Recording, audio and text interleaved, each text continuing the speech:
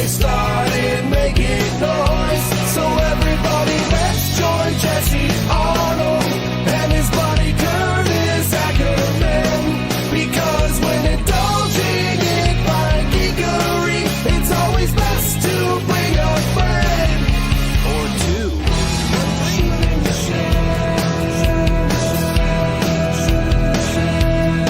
everybody loves shooting the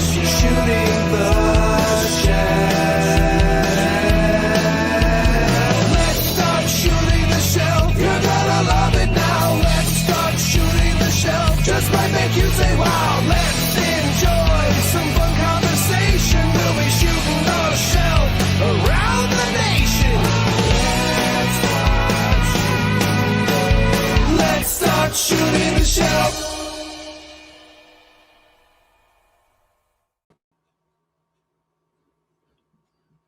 What? It's over. What are you guys still doing here? It was yesterday. Cool. Go get some rest. All right, I guess we'll do a show. Hey, Jesse, these guys want more. I don't know. What do you think? Yes. Yes, they do. And who wouldn't? Exactly. Well, at least it's morning. It is. It is. Good morning, everyone. It threw me off. my rhythm is, well, I don't have rhythm, but anyway. Good morning. Welcome to Shooting the Shelf, episode 190. We're 10 episodes away from episode 200, Curtis, which is a little over two and a half months away. So we're gonna. I guess we should probably plan something for 200. Yeah, let's do it. Yeah, I think last time we looked, it was going to finish around my birthday. But we've taken a couple weeks off. That's true. That's true. But my birthday falls on a Tuesday this year, so okay. Yeah. Boo. Boo. Maybe I can be on like the Lair or something, or Jeff's show. I don't know. Let's see calendar. So 1, 2, 3. So if we do counting today, so 3 more in April gets us to 193. 4, 5, 6, 7, 98. 98 at the end of May. So June 14th, Flag Day. If we don't skip any Sundays, middle of June would be our. That's getting close to CarverCon. Yeah. So maybe we'll figure out some sort of giveaways or something to do. Maybe we'll do something with CarverCon. Meanwhile, if anybody has a show on May 12th on Tuesday, let me know if you'd like me to come on for my birthday. So I don't know if there's any Tuesday folks here. So I don't know if yeah. Because I can't spend a birthday not on YouTube. That'd be weird. Should be a fun with Dick and Jane watch along. Hey, that was last year. We're done talking about that. That's not a thing anymore, Cincy John. All right. I don't know if we're gonna squeeze 50 episodes between June 14th. That would be a lot. I mean, that would be like 2 a day. Yeah. All right. Well, hey, it's Sunday night. We're here for Shooting the Shelf. Curtis and some of our guests were on pretty much every stream for the all day Friday night till last night and early this morning. But we're going to keep talking about stuff, and we've got some of those guests on. But before we bring our guests on, Curtis. Yes. In the chit chat. Let's see. We got Freaks Figures. We also have JMax77. Zaymont Rogue is here. We've got Dave Orkin in the house. Crom 316. Got Alan, Vine Jungle Figure Factory here as well. Hulessum Warlock. Hi, Jordan. Jordan, I got a package from Jordan yesterday with a lot of goodies, and I know that he had Darla Reed. There was a lot of gibberish, but it was cute. So, yeah. Mark Rivera is here. We got Fog and Fantasy. Dub 3. Let's see. Scrolling. We got. Oh, I closed the chat. I'm so inexperienced at this YouTube stuff. Mr. C is here. We got Herb V in the house with his dwarf bazooka. Did you not see that? I thought I showed that on here. Where he took the dwarf handle of the hammer and he took the ends off and made it into a bazooka. It's really cool. Check it out in the Cabal. Okay. Yeah, it's awesome. We have Jesse Marshall here. We got JMax77. Did I mention Legion Ladies Live? Because they're pretty awesome too. They're You here. did not. Jen, aka Lucky Sprinkles. Jen purchased a couple slots on the mystery wheel, which I'll talk about here in a little bit, but that is up right now. If anybody's interested in some mystery prizes, up to and including a V1 Gideon and a V1 Atlas, a Bodvar, and some other cool stuff, $60 for a slot on the wheel. We'll talk more. Tanya McCoy is here with the triple L's. Tanya McCoy. Blah, blah, blah, blah. I think that's how it's pronounced. We got T Whistler. I thought it was Tanya Well, la la la la la. Isn't that Could how be. the Cobra thing went? T Whistler, you'd be disappointed in me. I started with 5 pounds of Twizzlers, and I think I got it down to like 4 pounds, like 14 ounces. I did not consume as many Twizzlers as I thought I would during the marathon, and I'm sorry. Just want to apologize. I know you're reading names, but I'm going to pull up a comment real quick. I also pictured a bazooka that was shooting out dwarves. That would be cool. That would be cool. Let's see who else we got here. We got this guy, Jesse. Oh! You did Little V dog. A little. We got Stacy Lynn in the house. El Tidy. He was with us for almost every segment. He watched every segment. He was on screen for all but 2, I think, during the live stream. Maybe 3 if you count Mr. Allen's show. But he was definitely a trooper. Then we got this guy, and it's been a long time. I was on screen a lot yesterday. I can't remember how to pronounce his. Walakusiana, it's a Heek Vigi or something like that. Nailed One it. more time, Ricky. One more time. Yeah. Gugasico Kui echoes of Rio, something like that. Yeah, that's it. We've got James Studio Susamudio. Ty is here. We have William Husted. Omar is here as well. We have Captain Firebeard Baker, YouTube. Not to be confused with Captain, and not to be confused with Captain Firebeard Baker without YouTube. This one has the YouTube. So we got Ostradamus Toys with a Z, because Z's make everything cooler. That's just a rule, folks. If you type out serious business and you put no Z's in it, is it really that serious? I don't think so. Hey, ZHL is here. Then we've got scrolling. We got Kirby here. And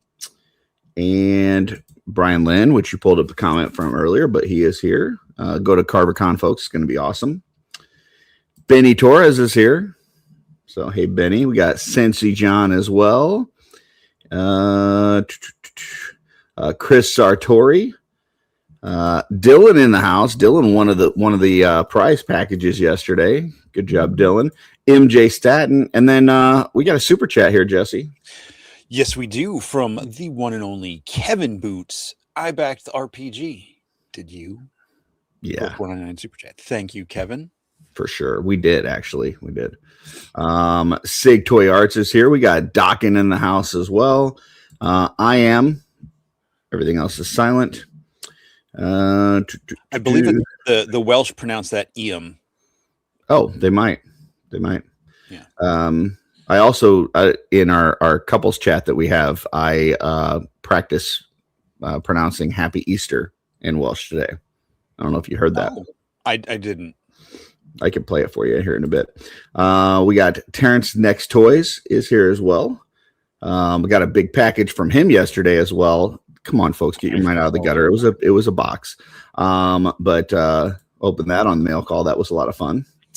Yeah, and that is it. But I do have. I want to pull up this. What's up? Oh, Darla said I missed her. I didn't see a was there a comment from Darla? She said there was a comment. I didn't see it. But Darla is here. She's right over there. So, I don't. Do you see a comment from Darla? No, I wasn't looking. Yeah, I don't either. She must have said. Maybe she cursed and they censored it. You know how she does. I don't think they censor that. I don't know. Maybe she said something dirty. You know how she does. So yeah, she's giggling over there. Okay. Here is my Welsh of saying Happy Easter. In Welsh, that means Happy Easter. There you go. Pretty sure that was a video I saw last week of a bird getting a hot dog shoved in his beak. It might be that as well. But did I send you that? No, but you told me about it. You told me you kept laughing about it. Oh, it was so funny. All right, folks. Are we? Is there more?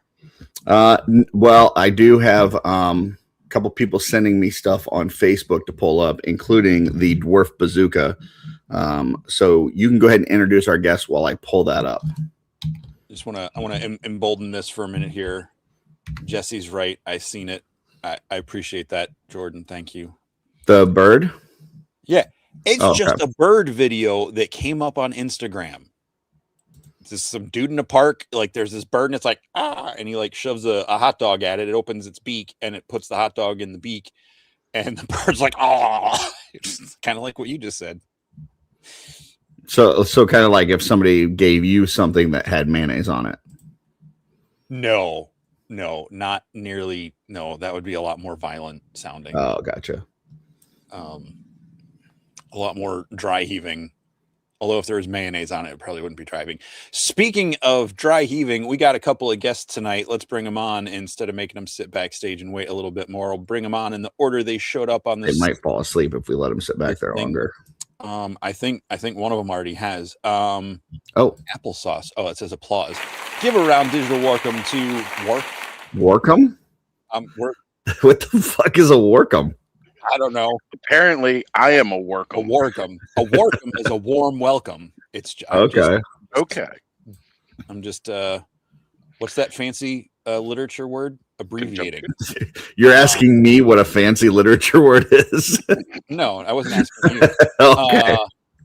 I was gonna say that's not a great strategy on your part. Hit those bongos for the one and only GM Joe. Howdy, everyone. Yep. I guess we decided that 29 hours wasn't enough. Correct. Exactly. And of course, cool. Let's ring the gong for the one and only Bone Daddy, Brett Stoddard. There it is. I told Jesse if we got here tonight and there was nobody in the chat, then we would know that they had enough and we just wouldn't do a show. Right. But we logged on and there was a bunch of people waiting. I was like, well, I guess they want more, you know. Yeah, that's it. And if they want it, we got to give it to them, right? This is true. Right. True. Brian, I would believe you that Warcom is Welsh for warm welcome, except there is not near enough consonants in that word. That's true. So here is that dwarf bazooka that I was talking about. So pretty awesome. I got something for this. Yeah. Yeah. I totally pictured. Oh, sorry. No, go ahead, Brett. No, I'm lagging, so I'm gonna give me a second. Okay. In second edition D&D, there was a magic item called a Dwarven Thrower, right? Which was a hammer that if you threw it, it returned to your character, so you could throw it and use it as a reusable ranged weapon. There was a April Fool's edition of Dragon Magazine where they redid the weapon as a dwarf thrower. So instead of throwing the hammer would throw the dwarf, who would then return to the hammer. So how did the folks over at D&D, the good folks over at D&D, come up with an idea of throwing a hammer that would come back to you? That's pretty original. Well, Australia has this thing called a boomerang. Second edition Dungeons and Dragons that came out a minute ago. I don't think that they were intentionally stealing it from anyone. Did it come out before Norse mythology? We don't know if that aspect of Thor's hammer mean- is part of Norse mythology. Okay. It's Gotcha. not. Okay. Well, anyway, the other thing that I got sent while I was reading through the names, it was just titled "Cutest Figure Ever," and that is this one here, which is our little grandbaby Riley. So, Oh, That is Yeah. awesome. Hell yeah, she's pretty adorable. So, We saw some babies yesterday, didn't we, Curtis? They weren't Did that we? cute though. Did we see Were they- babies? was someone crying about the Kickstarter? There were a couple of really cute On Latin Legions. Oh yeah. Jesse Corn was nugget. Yeah, if any of the Latin guys are out there and you've got a picture of Jesse, please shoot it my way so I can pull it up Oh, because that was adorable. And please never show the one of Curtis again. Yeah, the No. one of me was not good. Not good. I You can know- see that one as long as it's not the one Malnourished. of you and Trevor. That disturbed the absolute. It was worse than shit that. out of It looked like if you ever just get a whole chicken from the store and you haven't cooked it yet, like it's just a raw whole chicken. That's what my baby picture looked like. So it was not good. So but yeah, shout out. Do we have like a bat signal for Latin guys? Is it just like a burrito in the sky? Curtis. Now I want. No, I don't know. I do You have might get this. more than I the Latin have guys this. if you do that. You might get me coming running. Right? I'm about to get up and start running. Hey, pasando mi gente. Yeah. All right. Well, we normally start the show with a little segment called Shelf Selections, which I missed yesterday because we didn't really do that during our marathon, and I was starting to think that we weren't going to do shelf selections this week, and I was getting the vapors. Well- So, yeah. The vapors. It was a day. Or it was 36 hours. I didn't know if we were going to do a show tonight, and now I was like, oh my gosh, we're going to get to next week, and I'm going to have like 15 pictures, and Jesse's going to yell at me. It's going to be a whole thing. I actually have technically I have the same amount of pictures as you, not counting that one special one. Mhm. But I didn't put two of them on the same page for me. Nice. All right. Well, let's get into that. Let's pull this up. While we hope that somebody can reach out, throw up the Latin signal for the Latin guys, and hopefully get us a baby Jesse picture. Let's see. Oh, what was that? So he didn't have the throwing hammer? Yeah. I missed the big comment. So it's totally part of Norse mythology. Mm. He had an iron mitt to catch it, and it would heat up. The handle is too short on the hammer because Thor's impatient rushed him. It didn't come back. Oh. Okay. Gotcha. Okay. Well, there you go. Cool. I've never heard of the mitt. That's cool. I've got my new car has seats that heat up. So Gross. that's nice. I don't like them. Yeah. It's Every I tell time you I get what, Brett's it car, is a he's different like, "Hey." experience driving with turn the warm heater on. buttocks. Yeah, it's gross. It's I actively try to avoid having a warm buttocks. I mean, if it's cold outside, toasty Baby, it's buns. cold outside. The butt Toasty, is the toasty least buns are nice. part of my body. I'm worried sorry. about being cold. As you get older, your back starts hurting more and more frequently, regardless of the time of year. And if you're driving long distances, a butt not- warmer and a back massager are I'm not quintessential for a criticizing car. you for using it or anyone else for using it, but I was going to say every time I get it, Brett's like, "Do you want it on?" I'm like, "I don't." No. Can you make it cold? Can you make It's my like seat 12 cold? degrees out. Do you want the seat warmer? No, I'm wearing I'm shorts. wearing shorts, of course. Yes.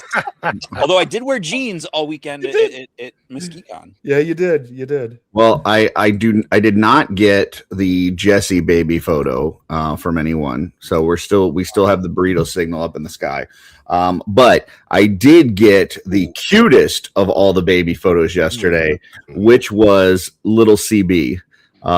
So let me get that. Look at that. Yeah. Look at that guy. How cute is little CB? Yes. I totally want to just like sneak this into like family photos around the house and see if Someone needs anybody to- notices when they come over. Send it to your Phantom family gift or chat. Oh, Text chat. dude, that is a great idea. I'm going to send it to my Indian family. Yeah. Oh my gosh. Hey, Okay. hey, Someone Purple Gang Gang, someone take this and work this into Isbjorn holding CB. Him cuddled up on the back of the bear. Shout out to CB. Every stream, he was there for part or all of it. I think he said he took like a 4-hour nap, which means he would have missed at least one show, if not two. But I don't know which ones he missed because it seemed like every single one he was in the comment. Yeah, maybe he pulled a Jeremy and did a 2 maybe he did. and maybe it was a 4-hour nap, but it was in like 9-minute segments. I don't know. All right. Well, there's little CB. So if anybody finds little Jesse or can get a hold of Eduardo de Jesus, let us know. Or Al or Tony or Matt or any of those guys. All right, here we go. Shelf selections, starting with one of mine. This is a new, it's not new to them, but it's new to me, customizing Instagram that I was not aware of. Where this guy is making a bunch of like his own kind of Mafex-esque, action figures. He's got a bunch of DC, a bunch of Marvel. This is just one example where you see the kind of the early shots of him kind of doing like, epoxy and stuff and building this thing out. And then you see the final version over there on the right. This is Corvus.Aurore. You see it up there. You can type it out. But it's really cool. Awesome Instagram. He has at the top of his Instagram, he's got a clip of all of his kind of Spider-Man ones. And then he's got a bunch of Batman ones. Highly encourage you guys check this out. Very creative, very awesome stuff. Nice work. So Jesse? This is really cool. When I was loading the pictures in, I was like, oh, okay. I was like, what's going on with this one? Okay, I guess it's something in process. And then I saw the second picture. I'm like, oh, dang, that came out really cool. So yeah, I think I don't know what figures were used here, but yeah, it's really cool. I love the fabric detail he sculpted in, I'm assuming a lot of that is I think all the light green stuff is like sculpted stuff from looking at some of the other photos. Yeah. So yeah, I just think it's really cool the way he's got like the shreds on the knees of the pants and then the way he did the dry brushing to like accent the folds and wrinkles and stuff is really cool. Jordan comes in as the hero that we all need. Aurore. So there you go. Yeah. And folks call me Choo Choo. Joe. Yeah, this is my lizard. This was what the lizard looked like when I was growing up. So I love this version. Super well done. Ton of detail. I mean, that's dedication to a custom right there to go through all that work to hand sculpt all that stuff to get to that point. Love it. The soft good cloak, amazing. Just awesome. Yeah, well very done. Cool. Oz. I actually came across this guy just recently myself. I'm forgetting who I was following. This is a family show. Oh, whoa, my bad. But yeah, he posted a picture where he just got in the finalized figure, and he had put on that Farland style head. He's broken. Might as well wait. It'll only get worse, Oz, before it gets better. I just like that I turned Jesse into a seal. No, it's Curtis. Oh. I got Curtis so good with that one. Yeah, he did. I don't think Curtis has ever covered up his face before. A lot of times when that stuff goes that way, I heard it, but I just didn't say anything before the other person. But that time I didn't even catch it. So when Jesse said that, I was like, "Wait, what?" And then it hit me, and I was like, "Wow, wow." All right. Sorry, go ahead, Oz. It's all good. Just seeing it with that McFarlane style head, and they had it battling the battle damage Spidey that came out from Marvel Legends like last year. I was like, man, that takes me right back to the very first Spider-Man comic I remember reading as a little kid. Because again, that McFarlane style lizard head is very distinct. and I was like, oh man, so good. Brett. I don't know what I'm looking at, but I'm assuming it's somebody creating their own action figure from scratch, and that's the mid-process picture, and then Yes. the final product all done and painted. That's talent to do that in its own right. For sure. So, yeah, all the details, you guys nailed them. I gotta say, I applaud Brett for not saying there's not enough bone showing. I did get some more pictures. So this was the G one, which is Yes. the only problem I have with this is taller than he is now. I was going to say, well, Curtis, yeah. you know, as we get older, we get shorter. Okay, you know, his bones have shrunk. Okay. Yep. I recently had a doctor's appointment. They measured me, and I went down another 1/4 inch. It happened. So it's understandable that was his baby picture. This is the one that Jesse loves with me and Trevor, where I feel like I look more like Kevin McCoy here than myself, but a little bit longer beard, straight, yes. But yeah, now it makes me wonder if me and Kevin are long lost brothers. But here it is. Here is the adorable Jesse Arnold. Look at that guy. Look at that. Oh, so good. So good. I want that as my totally Easter wallpaper. It looks really comfortable. Latin boys, you did it again. You kept me awake. You had tons of fun. Although you didn't send me the pictures when I needed it, G had your back. I am TJ Williams had your back. And now here we go. Now when we don't need him anymore, there's it. Ed shows up. That's not true. Ed, we always need you. Yeah, you missed it, Ed. We put the burrito sky in the air, and you did not show up. Thanks to that segment, I got to make one of my favorite jokes of the whole marathon, which was I was the only person that they didn't have on a baby body, which is unfortunate because that's the size people actually thought I was going to be at. Well, the problem is that they didn't have cameras back then. That makes sense. Yeah, because you're so old. It's like Santos with your fancy new devices. We got Santos toddler photo. 23-month member comment from Ed. Baby G was very flexible. All baby pick. Regular G is still pretty flexible. So just saying. True. Wink, wink. All right. You know what's going to happen? You're going to end up doing your recap post, and you're going to tag this Corvus guy. And he's going to be like, oh, I was on a show. This is great. He's going to tune in and watch this and be like, what the fuck is this thing? We said a lot of nice things before. We're showing baby pictures. Oz is saying what he's saying. And yeah. Oz was saying nice stuff. I made it weird. All right. Next one is one of Jesse's.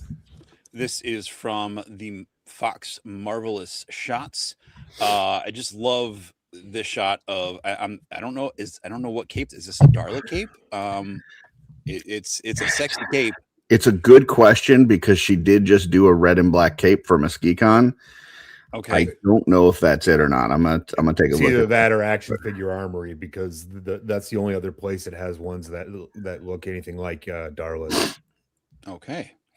I love the motion of the cape. You get I could totally see this as a shot in a movie as he's walking away and like the cape all like ruffles dramatically, as like the camera angle shifts to behind him, and he's just chucking his mask over his shoulder. I just think it's a really cool piece of storytelling and really cool lighting, and just everything about it is really cool. Awesome. Yeah, I think that is a Darla cape because it's got the buttonhole for the pauldrons. Oh yeah, I do see that. Yeah, I believe you're right. Yeah, because it goes across.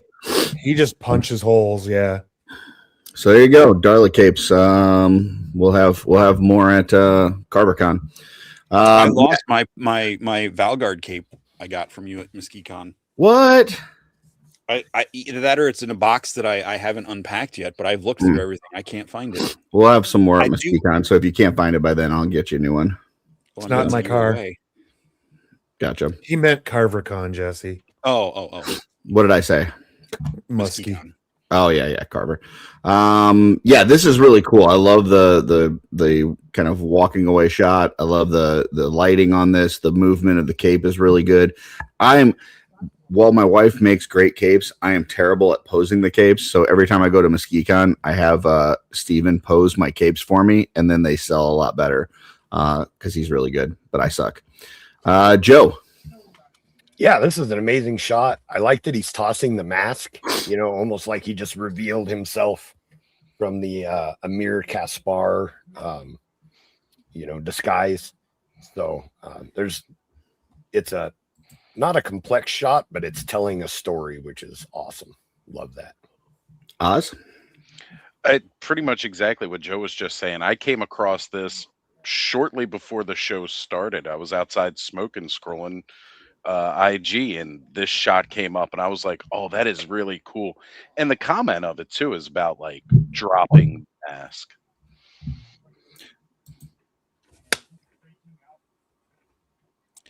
Gee, Curtis, do you have something to say? Yeah, Oz, if you could stop saying that you're coming across stuff would be great. Brett, thoughts on this one? As a portrait photographer, never cut off a subject at the joints. The good is everything you guys said. The only thing I would like to see is just a little bit wider to not cut off his feet at the ankles. Or what you're not seeing, tighter. There's a problem though with that, Brett. What you're not seeing here is this figure was actually drawn by Rob Liefeld. So he doesn't have feet. He doesn't even have feet. Boom! Right over my head. Okay, well there you go. So yeah, that's my only critique as a portrait photographer. Never cut off a subject at a joint. All right. Next is one of mine, and this has been because we not have a show last week, or we did one without. What happened last week? Did we not do shelf selections last week?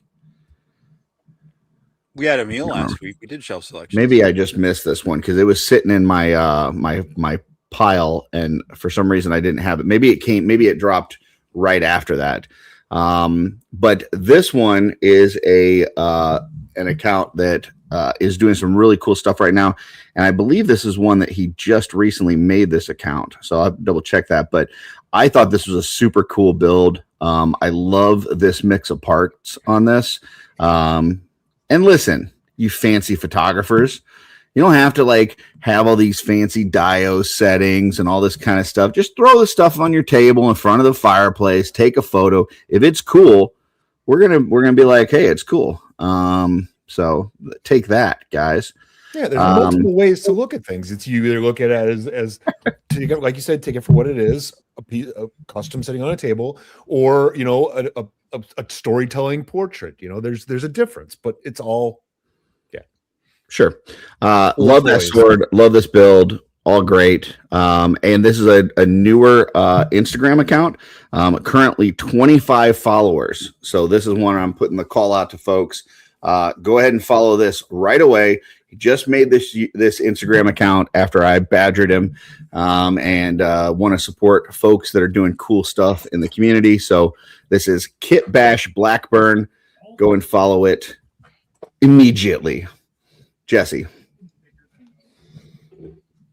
This is really cool. I really like the parts used here. I like the not weird, but I like the kind of ethereal undead tone the overall look has.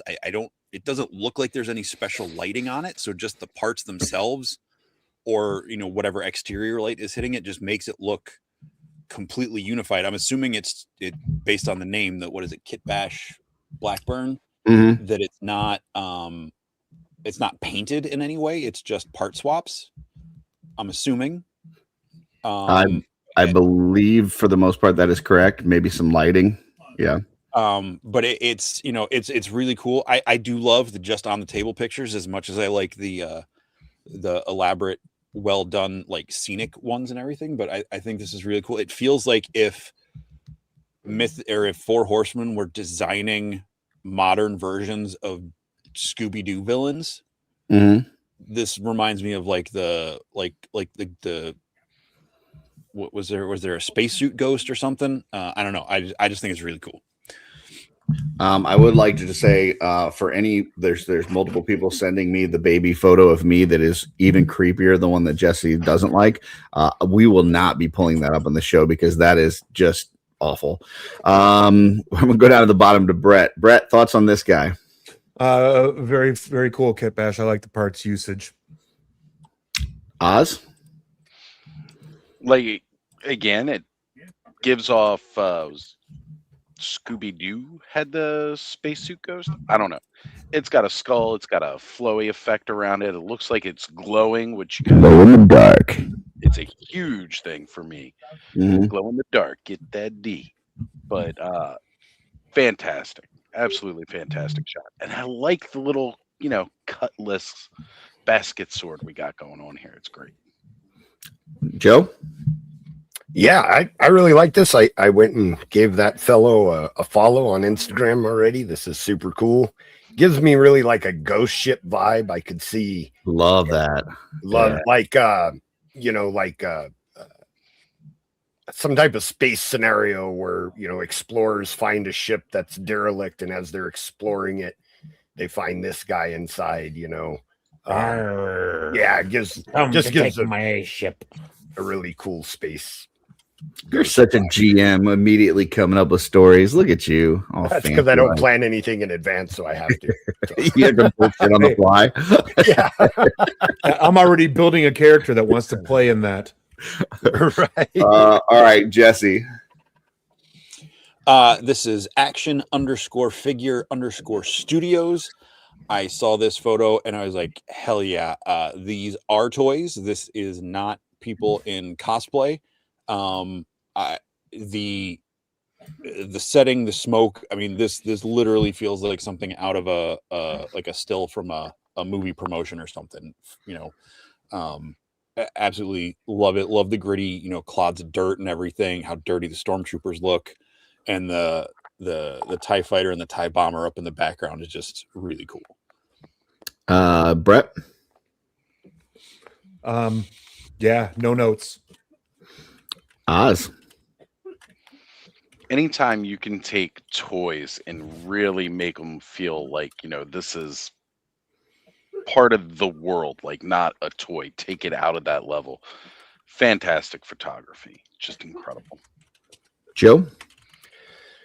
It's the dirt. Stormtroopers are normally so clean that seeing them dirty makes it feel like they're in a bad situation, even though you can't even see what they're fighting. And that's, I think, my favorite part about this whole thing. Like these guys, I get like a desperate feel from these guys, like just trying to survive. And it's a little bit of dirt did it. So awesome. So your favorite stormtroopers are the dirty ones.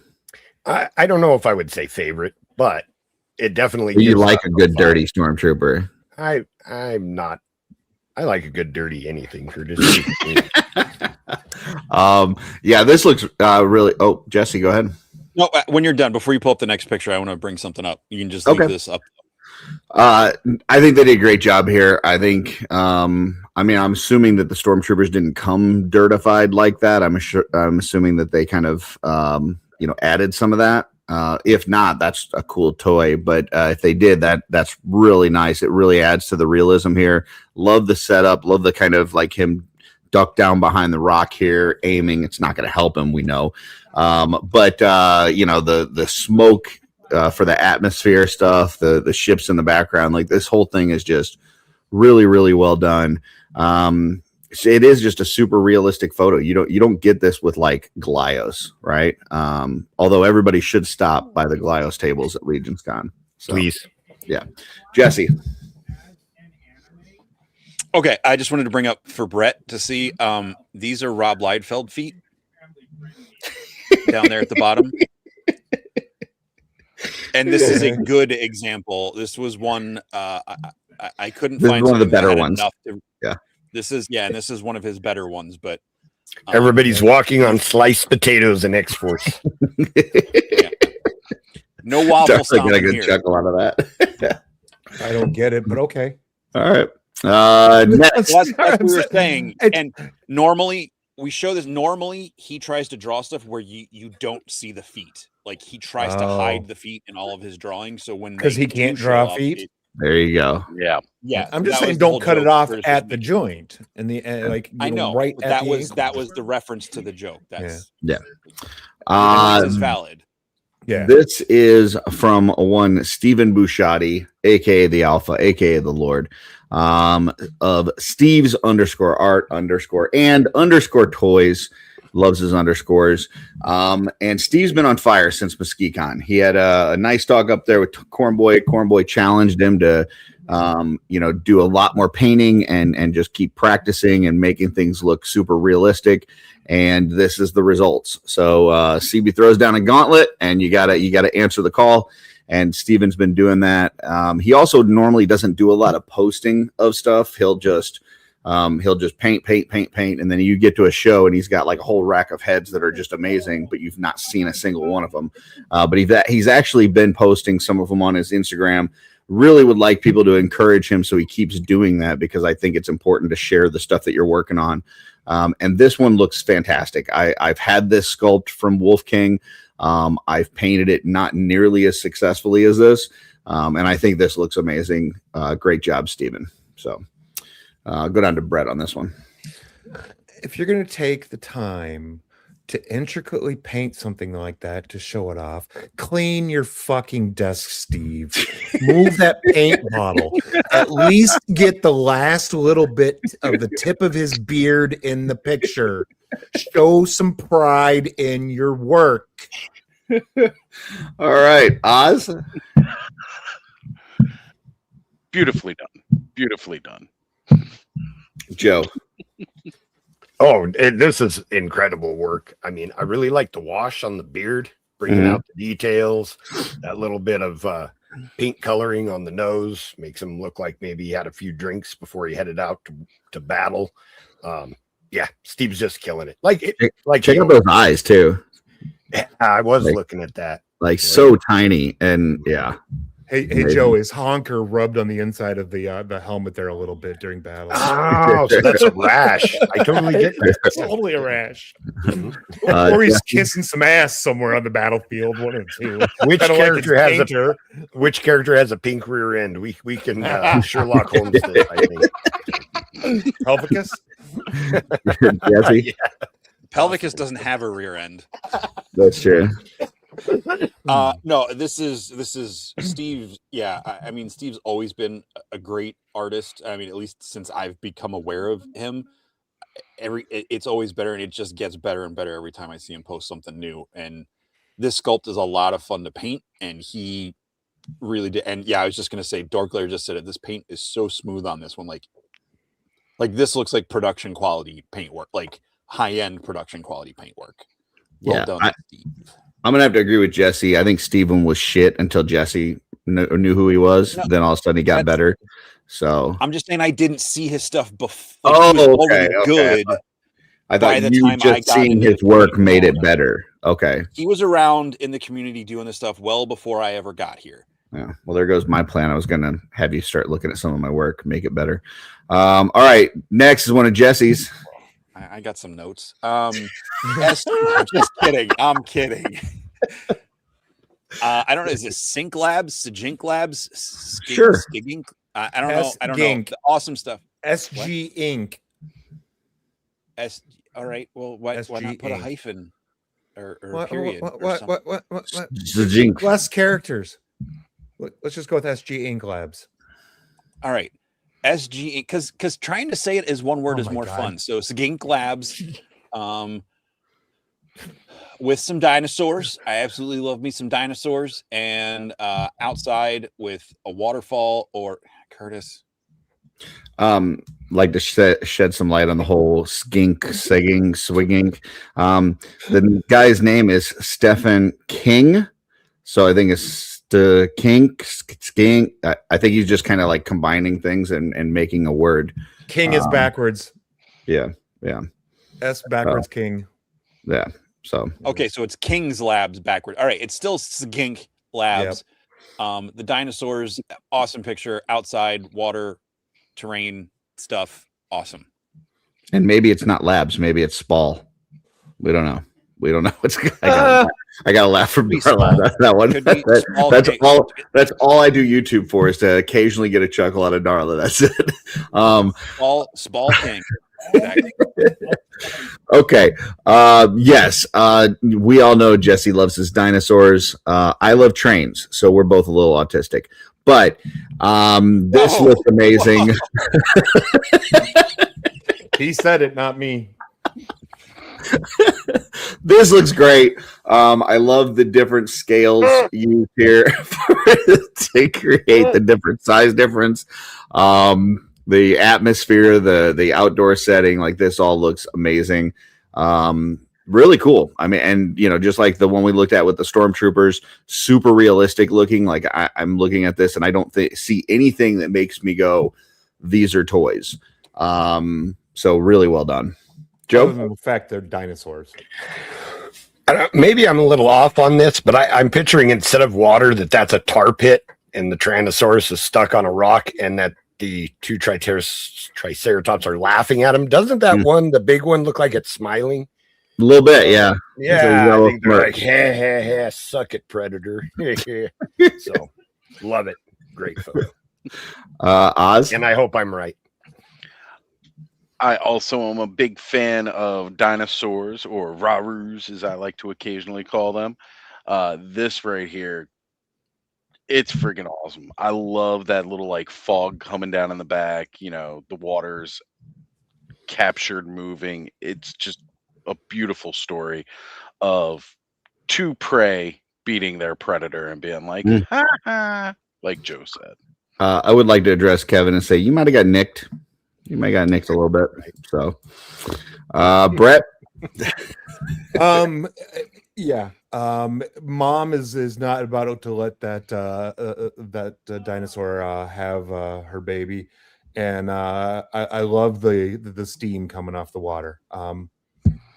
Yeah. Very nicely done. Yeah. Totally. Next is one of my picks. And this is actually from a video, so it's kind of a little bit different format than we're used to. Because this is Jay Low Fidelity Customs, low_fidelity_customs. Amazing dude. I love this guy. He hangs out with me a lot on Customizing Studio on Sundays. I did not run one today because I was tired for some reason, folks. I think he's a little mad at me because I didn't run one today, but he was still working and still doing his normal thing. And then because he does so much with Turbo Dork, which has color shifts and metallics, it's a lot cooler to see them when you take them out in natural light. So he does a lot of these videos where he will take these things outside. And this thing is phenomenal. It is so cool. Just kind of a little bit of a breakdown here. That like kind of gun arm that he's got is one that was designed by Stefan Delator.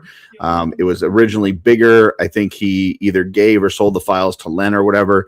Len kind of shrunk it down for use with 1.0s and stuff.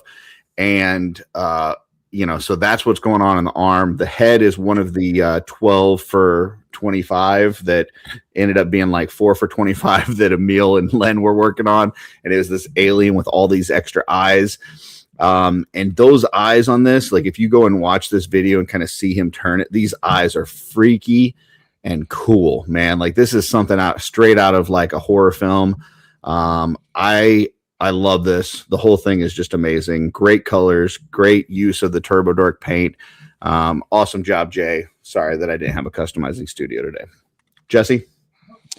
Yeah, Jay, I mean, I don't know what other things I can really add to that, but he is like the masterclass in Turbo Dork and these color shift paints and stuff. Like just, I've messed around with him a little bit, and just the patience it takes, at least for me, to mess with them. I can't imagine him doing what he has to do to get these to look like this. These parts are cool. I love that head. That head is really fun to paint, and it was cool seeing that the cannon, scaled down to the 1.0 size. So yeah, really cool. And yeah, the outside shots are really cool because it really shows off the effect of his paintwork. Going down to Brett. Jay's use of colors is just phenomenal. And his daughter's hilarious too. So yes, absolutely. yeah. Oz? Totally. again, those color shift paint jobs that he's done, and normally there's a lot of pink and purple in there too, which I'm a huge fan of. And now this, we got that splash of green with that purplish. You know I'm all about it. Friggin' love it. Yeah, the pinks and purples, a lot, very, very late 80s, early 90s, kind of neon, cool stuff. Yeah. Oh yeah. Joe? As if the Spexian wasn't terrifying enough on its own, you know. Yeah. This is an amazing build. I had to like kind of double take at first because I thought maybe the head was like AI. That's how well of a job he did painting it. Like it almost looks realistic. So yeah, amazing job. Like he always does. Nothing. Imagine coming across one of these guys in the mine. You know, it's funny because I like to give people a hard time about, because I'm not afraid of insects, but I know a lot of people are. So I'm always just like, hey, it's just so tiny and you're so big. If I came across this, I'd be like, holy shoot, what the F? And would run away. Yeah. Especially I'd be like that too if you did that, Joe. Especially the part with the gun. So. Why do we keep coming across things? Oh, Speaking of coming across things, it's Patrick Boyle's birthday. Everybody wish Patrick Boyle a happy level up. Happy birthday. Happy birthday to Pat 20. Way to go, Pat 20. Level up, buddy. Level up. In the Nat 20 group, and I don't know where else, but he posted some of the streams from their playtest of the role-playing game, so go check it out. Oh, speaking of the role-playing game, this is from Trevor, 1/6 shooter, who was feeling under the weather at the end of last night. So Trevor, I hope you're feeling better if you ever hear this. We're all technically under the weather. Well, yes, thank you. I resisted saying that last night, but love this shot. Love these figures.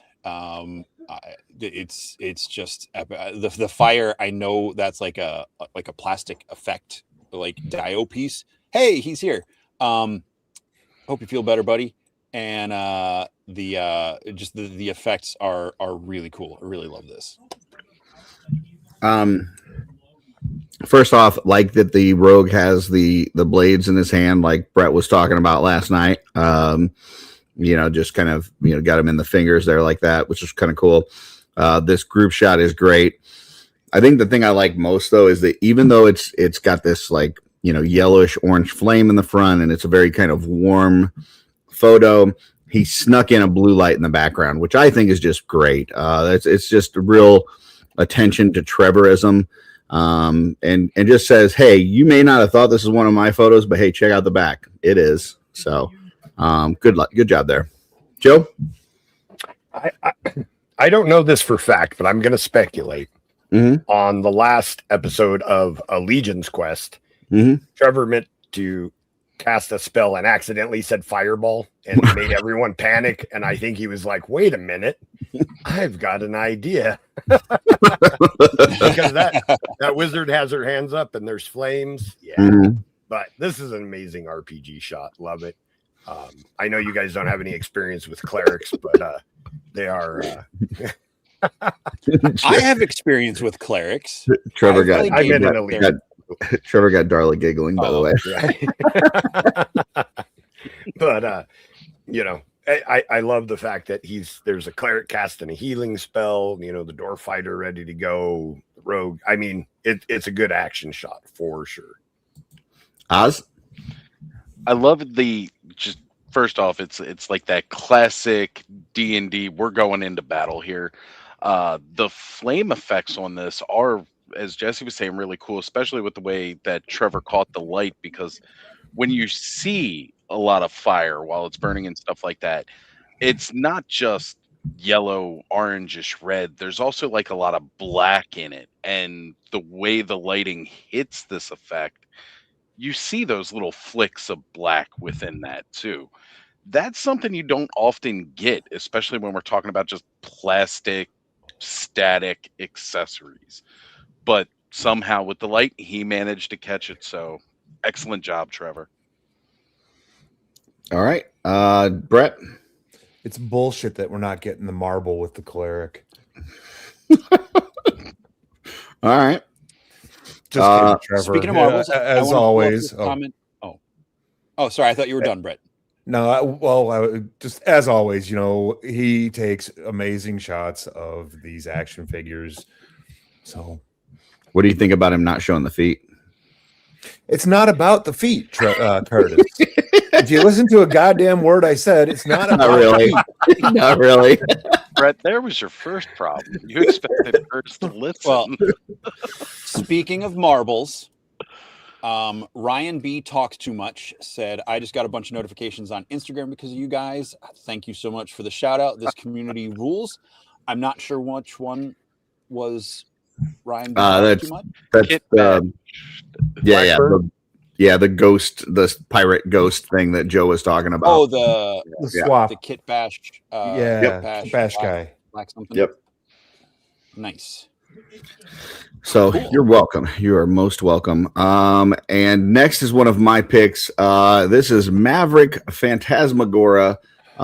Maverick is I don't know how his brain works. There's some folks in this community that I think that something either traumatic happened or they did some wild drugs. Nate Armstrong, clearly one of those. Maverick is another where it's like, I don't know how you think to do something like this. It is terrifying. It is amazing. I love it. I even saw some of the horsemen kind of commenting on this one. And it's just, I think we had the one, it was either last week or the week before we had where he had, did a kit bash with Bodvar, which is like, who the hell is going to do a kit bash with Bodvar? And he did. And then now this, it's wild, man. It is a wild thing. Check it out. There's different photos in here. But I think he does between, mixing between figure obscura, cosmic, and mythic and putting them all together. I think he does the absolute best pop and swaps in the business. And that's, there's a lot of great folks up there, Joe Suter and Dork Lair and even Travis's son Kane has been doing some great stuff, but I think Maverick is right at that top. His stuff is just absolutely crazy. So great job. Jesse. This is horrifyingly awesome. I'm going to have nightmares about weird mutant rats ripping me apart when I grow old and have a long beard and no hair. Yeah, I double down on everything you just said. He is definitely one of the top pop and swappers. This thing is fantastic. Brett. And phantasmagoric for sure. It is phantasmagoric. Brett. Shout out Maverick. Won one of the books I gave away yesterday on one of the live streams, which the studio doubled down and said it's not a true tidy package unless we throw a skeleton in there. So every book is now coming with a skeleton. Yay! Yeah, dude. Everything you guys said. Oz. I normally just look at rodents as prey for, all my beautiful reptile things. This makes those mice absolutely terrifying. Like really horrifying. Joe. Okay, hear me out. This is what I'm imagining, right? Because there's a human head in there that looks very wizardish. The wizard this is a case of spell gone wrong. The wizard is casting a spell to turn normal rats into minions that he can use against his opposing forces. Klaatu Barata Chew. Uh-oh. Oh, boy. Joe. Yes. Because look at him. He looks great disappointed. throwback. Yes. So well, he's getting ripped in half. Like his torso is bleeding. Yeah. I mean, it could be. I like my version better. I like how whatever this conglomeration is, this thing where there's just like a mouse head coming out of what I would imagine the crotch would be. And that's just terrifying. If anything, any humanoid came at me with a mouse head coming out of his crotch, I would be terrified. Just that alone. So. As well, you should be. Yeah. All right. Next is one of Jesse's. Oh, Do you go ahead. know what a conglomerate of rats is called? A Mouse King Rat King. or Rat King. Yeah. A mischief. Sure. What's a group of crows A again, mischief Jesse? of rats. Murder. What's That's what 2 you're about to crows? get. Attempted murder. This Thank you, Jesse. Cannoneer. You're what? Thank you. Bump set Spike. Head Cannoneer with an awesome photo of little calm little fishing day for Uka out on a boat on a lake. I don't know. It just felt very calm and peaceful. I'm not a fishing guy myself, but this just seemed like a really fun picture. Brett. It's adorable. It really is adorable. Oz. It's one of the most chill, serene fishing pictures I've ever seen. Mm-hmm. Joe. I am, because most of the I don't know, my thought of the Ox Crew waves is taking place, like in a desert or mountainous area, and that he just got fed up with that, and he's like, screw this, I'm going where it's easier. And instead of fighting to survive, in the area he's from, he's like, this is just way better. Screw you guys, I'm going home. Yeah. I played World of Warcraft for a decade, and a lot of times I just wanted to be by myself, and I would go off and they would have spots to fish in, and I would sit there and I would play some K-pop and I would fish for a whole day, and it was one of the most relaxing things. And that's what this feels like. Just super relaxing. Like, leave me the fuck alone. I am doing my own thing. Yeah, I love it. Great shot. And I was not following this account, but I am now. Head Cannoneer, because that's what we do here, folks. We find a cool account that we're not following, and we follow it because that makes our Instagram account that much cooler. Next, and I just got sent this one today. Had not seen it. This is Greg Cook Photography, and apparently he is putting together these and selling them. And holy shit, that thing is awesome. That is super cool. I love this. It reminded me of the, in Game of Thrones where Arya comes across the guys that are kind of locked up and she saves them and turns out to be kind of the best thing for her. Yeah, this thing is super cool. I love it. Great job, Greg. Jesse. Yeah, this is really cool. I would not want to be inside that thing. It also reminded me of a scene from a movie rather than a show, and that was Season of the Witch with Nicolas Cage and Ron Perlman. Really cool movie. It's not one of the best movies, but I really like it because everybody's acting on different levels. But enough about that. This is really cool. This is an awesome wagon. I would have liked to seen a figure with it just for like an immediate size reference. But it looks massive and amazingly detailed and really, really, really well made. Joe? Yeah, I've seen this in a lot of movies and video games, this type of setup, and you could use it from medieval all the way up to like Old West, and it would fit. So it's incredibly well done. Very impressed. Oz? Yeah, same as Joe. Like, one of the first times I've ever seen something like this was in an anime, Berserk, and man, I just want one of these to kind of go with all of my skeletons as they're wheeling away people. That's what I was thinking exactly, Oz. Oh my god. Yeah. Oh my Bring god. out your dad. I was thinking fill the back with live people. Like 6 or 8 skeletons are pulling the poles along just to get reapered. Oh, that's my cool. The last one we had on there, he says that boat was a giveaway from Annie and Michelle on their first podcast. That's pretty awesome. cool. Yeah, very neat. Shout out to Forge. Brett, thoughts on this one? Oz stole my thunder. Oh, all right. My bad, Brett. All right. It's just funny that the exact same thing was going to come out of my mouth that came out of yours. You know, like skeletons. It's a thing. We're just doubling down on that. Okay. Yep. Jesse. This is Bandle 3 row. All right, I said enough. I just really liked this shot of Emir / Scapular 2 on Conibus. I think that's an interesting partnership there, especially in the desert setting with the Scorpion. I think that's for the G.I. Joe classified Scorpion, but yeah, it just looks cool. And the shadow just makes me think of all those pictures I see of like desert shots where you see like camels or something walking across the desert, and like you're looking at shadows, zoom in because it's like an aerial down shot, but like the way the shadows are cast, it looks like a full. Anyway, it just makes me think of that. We all like, know what you're throwing down. Thank you. Yeah. I like this combination a lot with Scapular and Conibus.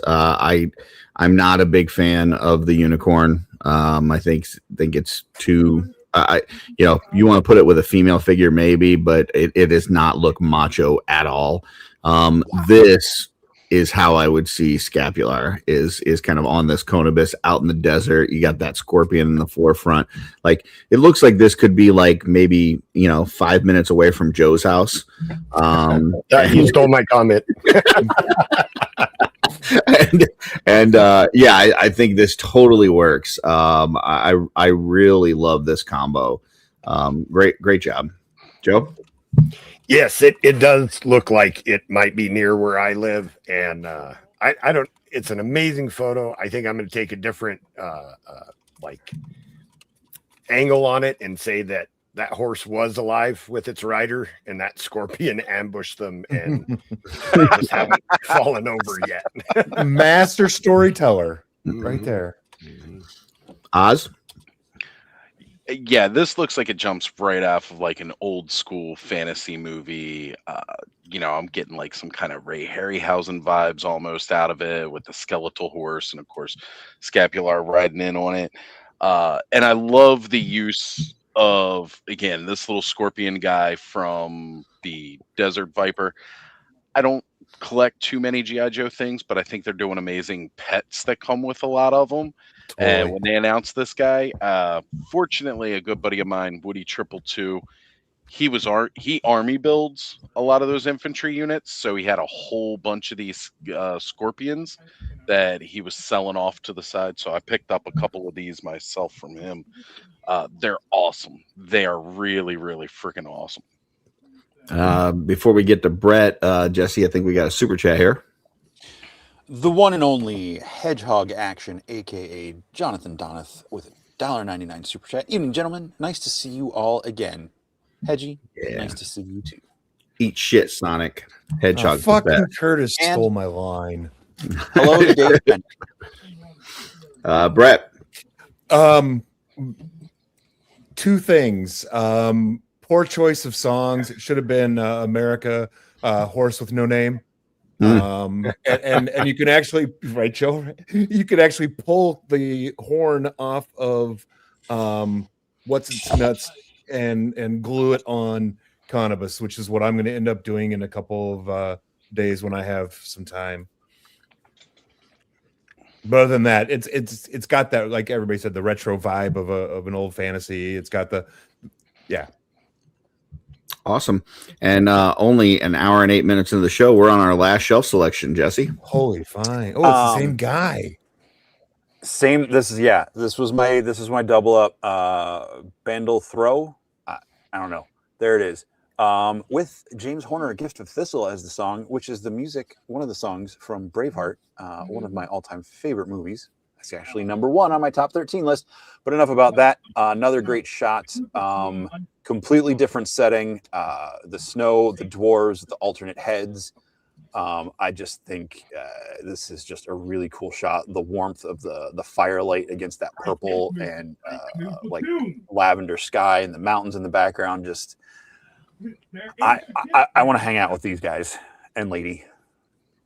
I'm gonna go last, so I'll go down to Brett.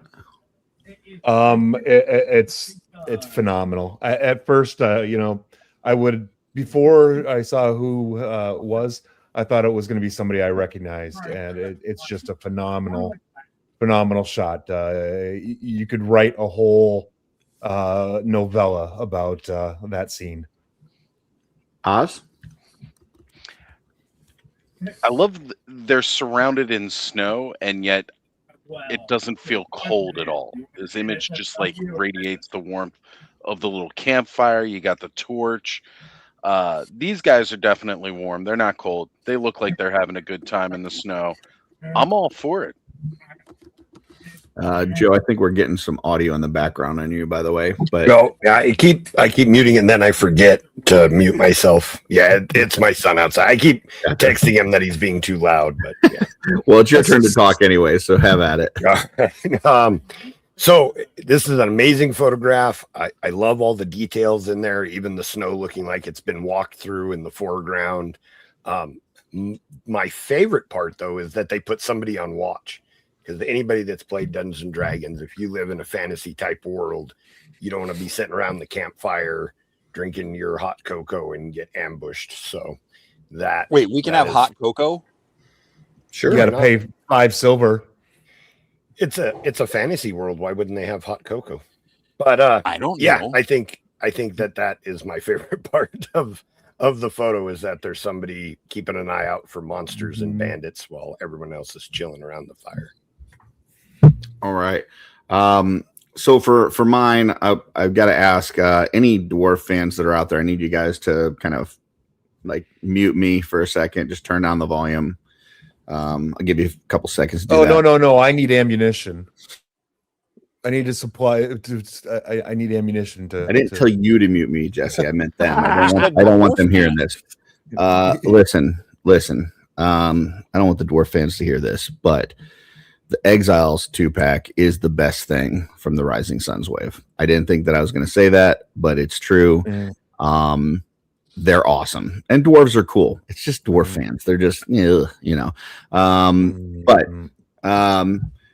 dwarf fans, you can listen now. Okay.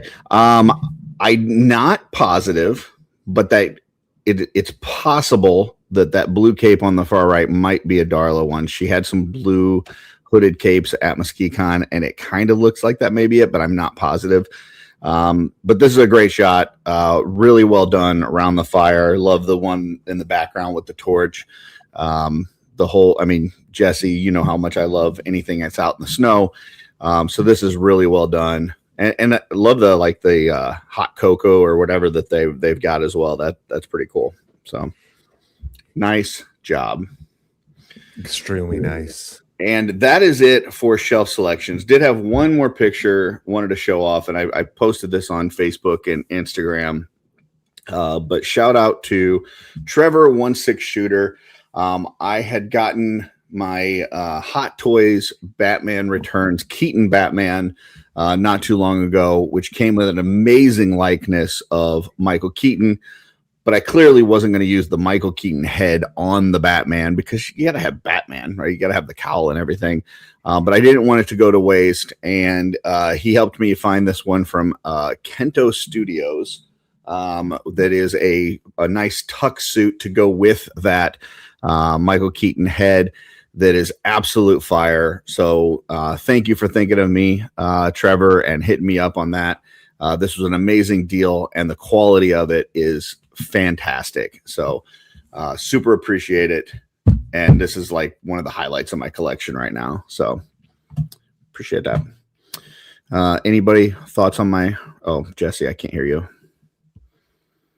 Oh, can you leave it up for a second? Yeah, go ahead. Oh, you were asking. I think it's really cool. I wasn't sure what the figure and stuff was, but you shared it earlier, and I was like, that's really cool. Like, I don't want to have like normally dressed dudes on my shelf or people, not just dudes, but like this is really cool. Like I want to see Vicky and what's his name like do the whole King of the Wicker People scene as they're going through like his museum of armor in the house. That's one of my favorite scenes where he's acting like he's not Bruce Wayne, and then anybody else thoughts on this one? Yeah, amazing. Curtis, you said this last night while we were on, Clubhouse, and I was so mad because I went to the phone and I couldn't share it with everybody. It looks great, man. It really, really looks great. Well done, sir. Thank you. Joe, I'm sorry. I missed what you were. I just said it was amazing. Looks incredible. Awesome. Brett? I was asking who it was. It's me. No, it's Michael Keaton. All right. That It is. Yep. Oh, well, Go ahead and leave they it up, didn't do though, a good Curtis. job. Leave it up. Okay. For what? I want to bring this up. I forgot to put this in the slides. Ooh. I know we're going to talk a little bit more about the RPG stuff here, but I wanted to pull this up because, damn, if this is not one of the most gorgeous pieces of artwork I have ever seen Nate Bartz produce. I want this as like a full size poster of you know, like hopefully he's done like the full figure and it's not just cropped off there. I hope we get a figure of her like this at some point. Damn, this is yeah.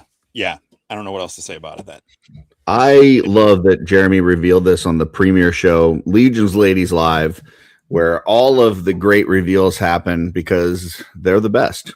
You know, he didn't go to a different show. You know, he went there and shared it, and appreciate that. And this looks awesome. So great job. Yeah, Brett. Can I make a quick shout out? Somebody just sent me a post on Facebook, and Sure. I was talking to some friends about it. Apparently, somebody put a post on Facebook begging for a RPG Kickstarter price for a deluxe Paladin, and I want to shout out Heinrich. God, man, I could give you a high five and a hug for saying exactly what was on my mind when I saw that post. You should have changed your pledge, not canceled it. Pay the extra $10. Suck it up. No one should sell you a figure for $60. The new price is $70 plus shipping. Pay the price. Your mistake. You had a month. Well, I don't. Sorry that I'm so brutal of a person, but boom. Yeah. Well, I don't disagree with anything that you just said. We don't recognize Heinrich on this show. So. Oh. well, sure we do. Look at Joe's eyes.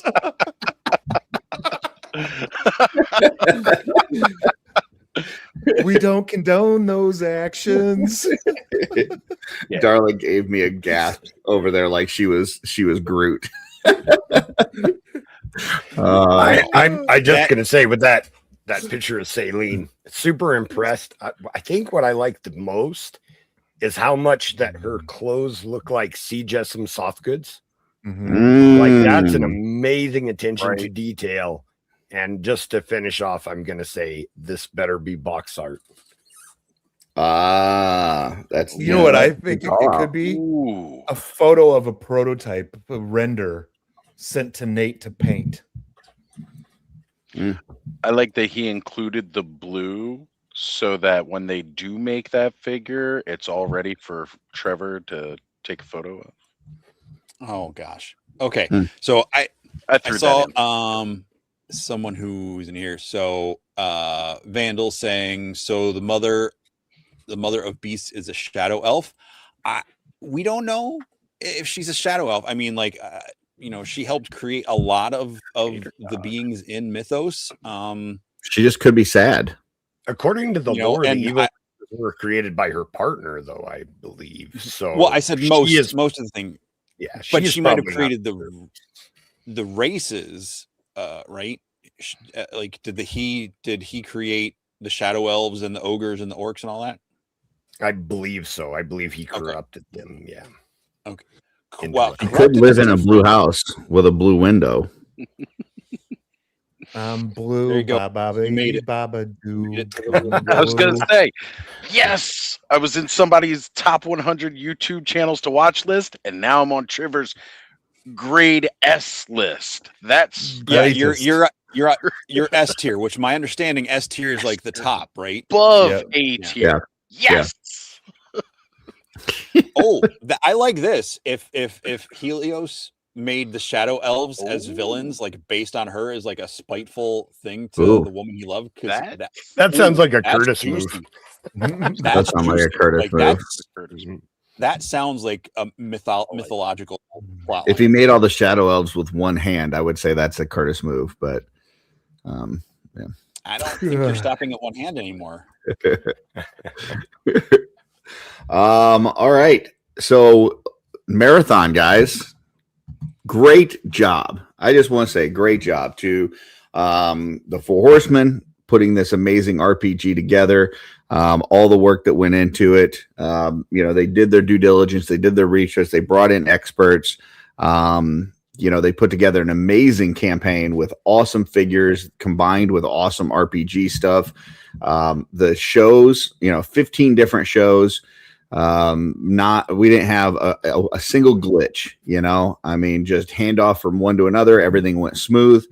And to these folks on screen, specifically Joe, Oz, Brett, Joe and all three of you guys made it to almost every show. There was a couple that we had, one that the screen was maxed out, a couple that the screen were maxed out on. We had the My Wife Is Going to Kill Me guys where, thank God they figured out I had to add at least you. Right. I want to throw out a shout out to those guys, and I'm going to quote Dorclair in this shout out. The most informative 2 hours was also the most offensive. Yeah. They did a great job. It was, we've always given the Lair guys shit for technical difficulties, especially like their first 6 months that they were on the Facebook Live. They had all kinds of technical issues, but they made they look like geniuses compared to the My Wife Is Going to Kill Me guys trying to run technology. It was interesting. So speaking of the Lair one, I talked to Carlo today and I asked him about the bunny if he ever finished it. He said, no, I threw it back into the fridge. He said, but I'm going to go buy a new one and try it again. Oh, God. That guy's crazy. At least now it'll be discounted chocolate. Right? Oh, man. But it might be a little older. But you guys were amazing. I appreciate you guys kind of being there, hanging out with me. Brett gave out a bunch of books. What 14 we ended up with? 14 books. Oz was still going last night when I was dead to the world. He was still going strong. And Joe, you were there for almost all of it as well. So after working a long shift and going straight into the marathon. So and Jesse, you were there too at certain points. So I kept getting texts during the night and saying, dude, go to bed. You look like shit. Go to bed. You look like shit. I didn't get any of those. So you just made me feel better about myself. It was an either honor. that or your friends don't care about you. No, Either. I'll take you. I love you, Joe. Yeah, I know. It was just an honor to be a part of that in any way. As I said before, this RPG, Mythic Legions RPG, is my dream come true. So just to be a part of it, thanks for including me, for including us, Curtis. We appreciate it. You did a great job organizing everything and getting it together, and it was just awesome from start to finish. So very cool. And we funded. It's now a thing. So now it's time to talk about what's next. But before we talk about what's next from the Horsemen, did want to do a shameless self-promotion for my mystery wheel that is available right now. I've got it posted in the Cabal, Dorclair group, PGG, Instagram, everywhere where you can find anything that I post. And we have 70 slots that were initially available. We're down to about 50 now, I believe. But $60 a piece, that is shipped within the US, and you get a spin on the prize wheel. There are 3 items that are loose. One is a Atlas version 1. One is a Gideon version 1 with a very limited Max Bird Aetheron cape before they were told not to do that. And with a Gideon's Heaven's Brand sword, the original. And then there's a Sir Gerard that technically is new. I just pulled it out of package and put it in a Ziploc a while back. Everything else is in package, including a Bodvar, a bunch of sets with 2 characters. We got a Necronominus, a Poxus, some legacies in there, some Figure Obscura. There is a ton of shit, really good stuff. I looked through the list as a collector, as a customizer, and there is, out of 70, maybe 1 or 2 that I would go, if I paid 60 and got that, I might not be over the moon, but I'd feel like I got my money's worth. Everything else, I think I would be pretty fucking happy if I spent $60 and got. So If you're interested, PM me. $60 through PayPal gets you a slot on the wheel. Next Monday, I will have 2 wheels. I have a wheel of names of people that have slots, and I will have a wheel of the prizes. So I will spin the wheel of names. It'll land on a person. I will spin the wheel of prizes, and that's what you get. So, yeah, Brett. So I saw the post on Instagram, and I can't help but ask, could you potentially do it after the 15th so I can at least replenish a couple dollars after just doing what I did?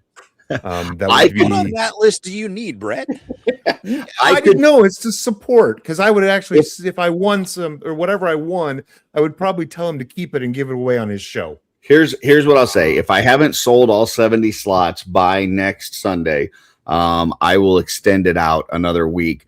The problem is that I know some point later in the month they're going to do the in-stock sale. So trying to find the right time where it was like, you know, we just finished the RPG campaign, the in-stock sale is coming up. I'm trying to fit that little window in there where, you know, but if I don't sell all 70 spots by next Sunday, yes, I'll extend it out a week. Yeah, so. I can't see the in-stock being sooner than like the 25th of the month. So we'll see. We'll see if I sell them all by then. If not, then yes, I will extend it. So yeah, Joe. So you're only go ahead, Jesse. Sorry. Jesse. Yeah. So you're only selling enough slots so like everybody that enters will get something. You're capping it with the amount of okay. Correct. It's not it's capped at 70 slots. So yeah. Cool. Joe. If we're doing, it's not a question, G, sorry. If we're doing shameless self-promotions, we just did an enormously long RPG marathon that I never thought to promote, Allegiance Quest, which now has its own channel on YouTube. So 28 hours, no new followers. So if you find the kindness in your heart to, you know, jump on over. The new channel is Allegiance Quest, all one word, on YouTube. Give it a follow. Let your friends know about it. We are playing a Mythic Legions themed RPG over there. Myself, Curtis, Jesse, and the lounge guys. There you go. Words for sure. So yeah. And we got 2 different things over there. We've got the actual Legions Quest show, and we've got the play testing that we were doing.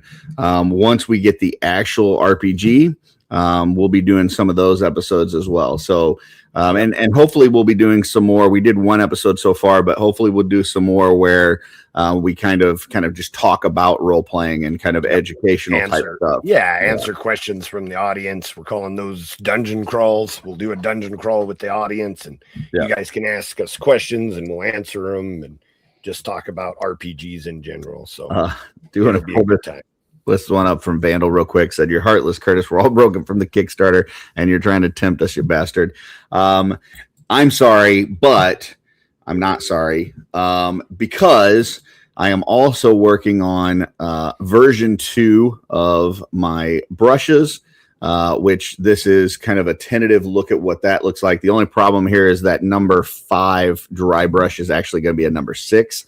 Ooh, bigger. Is it ribbed? Yeah. Is it what? Oh, it is ribbed at the top. Sure.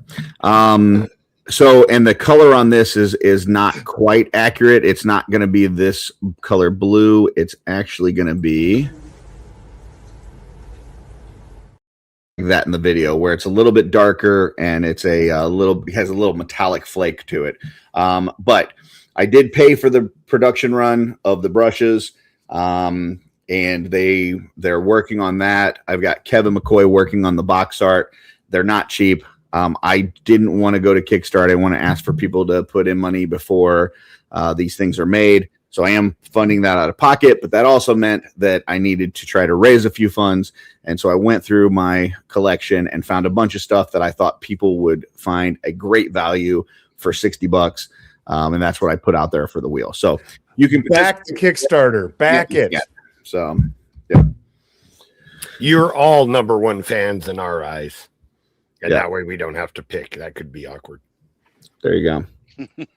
So yeah, I'm going to answer this comment from Vandal. There should be a playlist on there I think, that links to the original stuff over on the Let's Go Off-Road podcast. Pat Boyle one too. Oh, you're RPG. Never mind. My bad. Of the earlier episodes of the first 28 or 27 episodes of the Legion's Quest should be on there. It's going to take a while, but we'll eventually get the earlier stuff on there in its own it's just re-downloading it and uploading it to a thing is just a pain in the butt. It takes time, and it is a huge pain in the butt, but we are working on it, so please be patient. But in the meantime, if you want to see them, they are still on the Let's Go Off-World channel, and there is a link on Legion's Quest to go back and watch those, which I encourage because I think they're really good. I did try to shout it out last night on the Clubhouse for you guys. Appreciate that. It got shouted out at some point. It did get shouted out at some point during, I think, the Legion's Lounge episode. Curtis. I did have just one of my channel members, Clint DeBerg, messaged me and said that when everything comes out, the RPG game stuff comes out, that we should do a 24-hour role-playing game with our group. Yeah, if you run it, Clint. hey, I'll run it. I got an idea. Yeah, I got an idea. Legion's Quest versus the Pact of Poison Daggers. For 24 hours? Okay. Yep. Sounds good. All right. So people. I do have kind of a story with that. So on Schmerd's section, we did run a short little game, and in my usual style of preparation, I didn't do any, and I was just like, I'll just wing it. What's the worst that could happen, right? And then he plays somebody scheduled for the afternoon of the second day, and I got there and I'm like, oh my God, I am so freaking tired. And then we're sitting there and going through the intro, and I saw CB is in the chat, and I was like, damn it, CB is watching this, and I did zero prep, and I'm super tired. And then Jeremy comes on and brings on Eric Treadaway, and I was like, son of a gun. So I felt a little bit of extra pressure. Thank goodness my players carried it. Curtis with his incessant talk of napping. But pillows. Yeah, I was getting a little like, I'm totally Curtis stole the shepherdess pillow. So, Listen, I got to talk to sheep. All right. Hey, everybody that watched it and enjoyed the sheep, Blueberry will return. One of the things that I learned from Joe very early on is lean into your strengths. And I was super tired at that point. And so I leaned into that and made it a character trait. I need the goat clip. But Joe, that was so much fun. We were all punch drunk at that time. We were. Yes. Okay. Yeah, I'm just glad it didn't fall on its face. That was when studio people started arriving, I was like, I'm promoting their darn amazing RPG, and we're just all going to fall on our faces, and this is going to be a clown show. And it ended up going good. So thank goodness. I was a little tense. So. I think it really showed people that had never seen or played just what it's really about, and it's making up shit, improving, and having fun. You guys want to hear the story with? Oh, go ahead, Jesse. No. No. Continue. Okay. Well, I'll make it quick. The story of how I came up with the name Blueberry for the sheep. Yeah. I worked with this the other oiler for a long time. Was this little short, heavy set guy, and one of the contractors that was there doing work at the mine got in trouble. They're like, you did that wrong. And he's like, that's what the guy told me to do. And my partner was wearing this blue shirt, right? But he's a heavy set guy. And they were like, who told you to do that? And he says, I don't know his name. It's the effing Blueberry over there. So when I was thinking about the healthy looking sheep, I was like, oh, I'm going to name her Blueberry.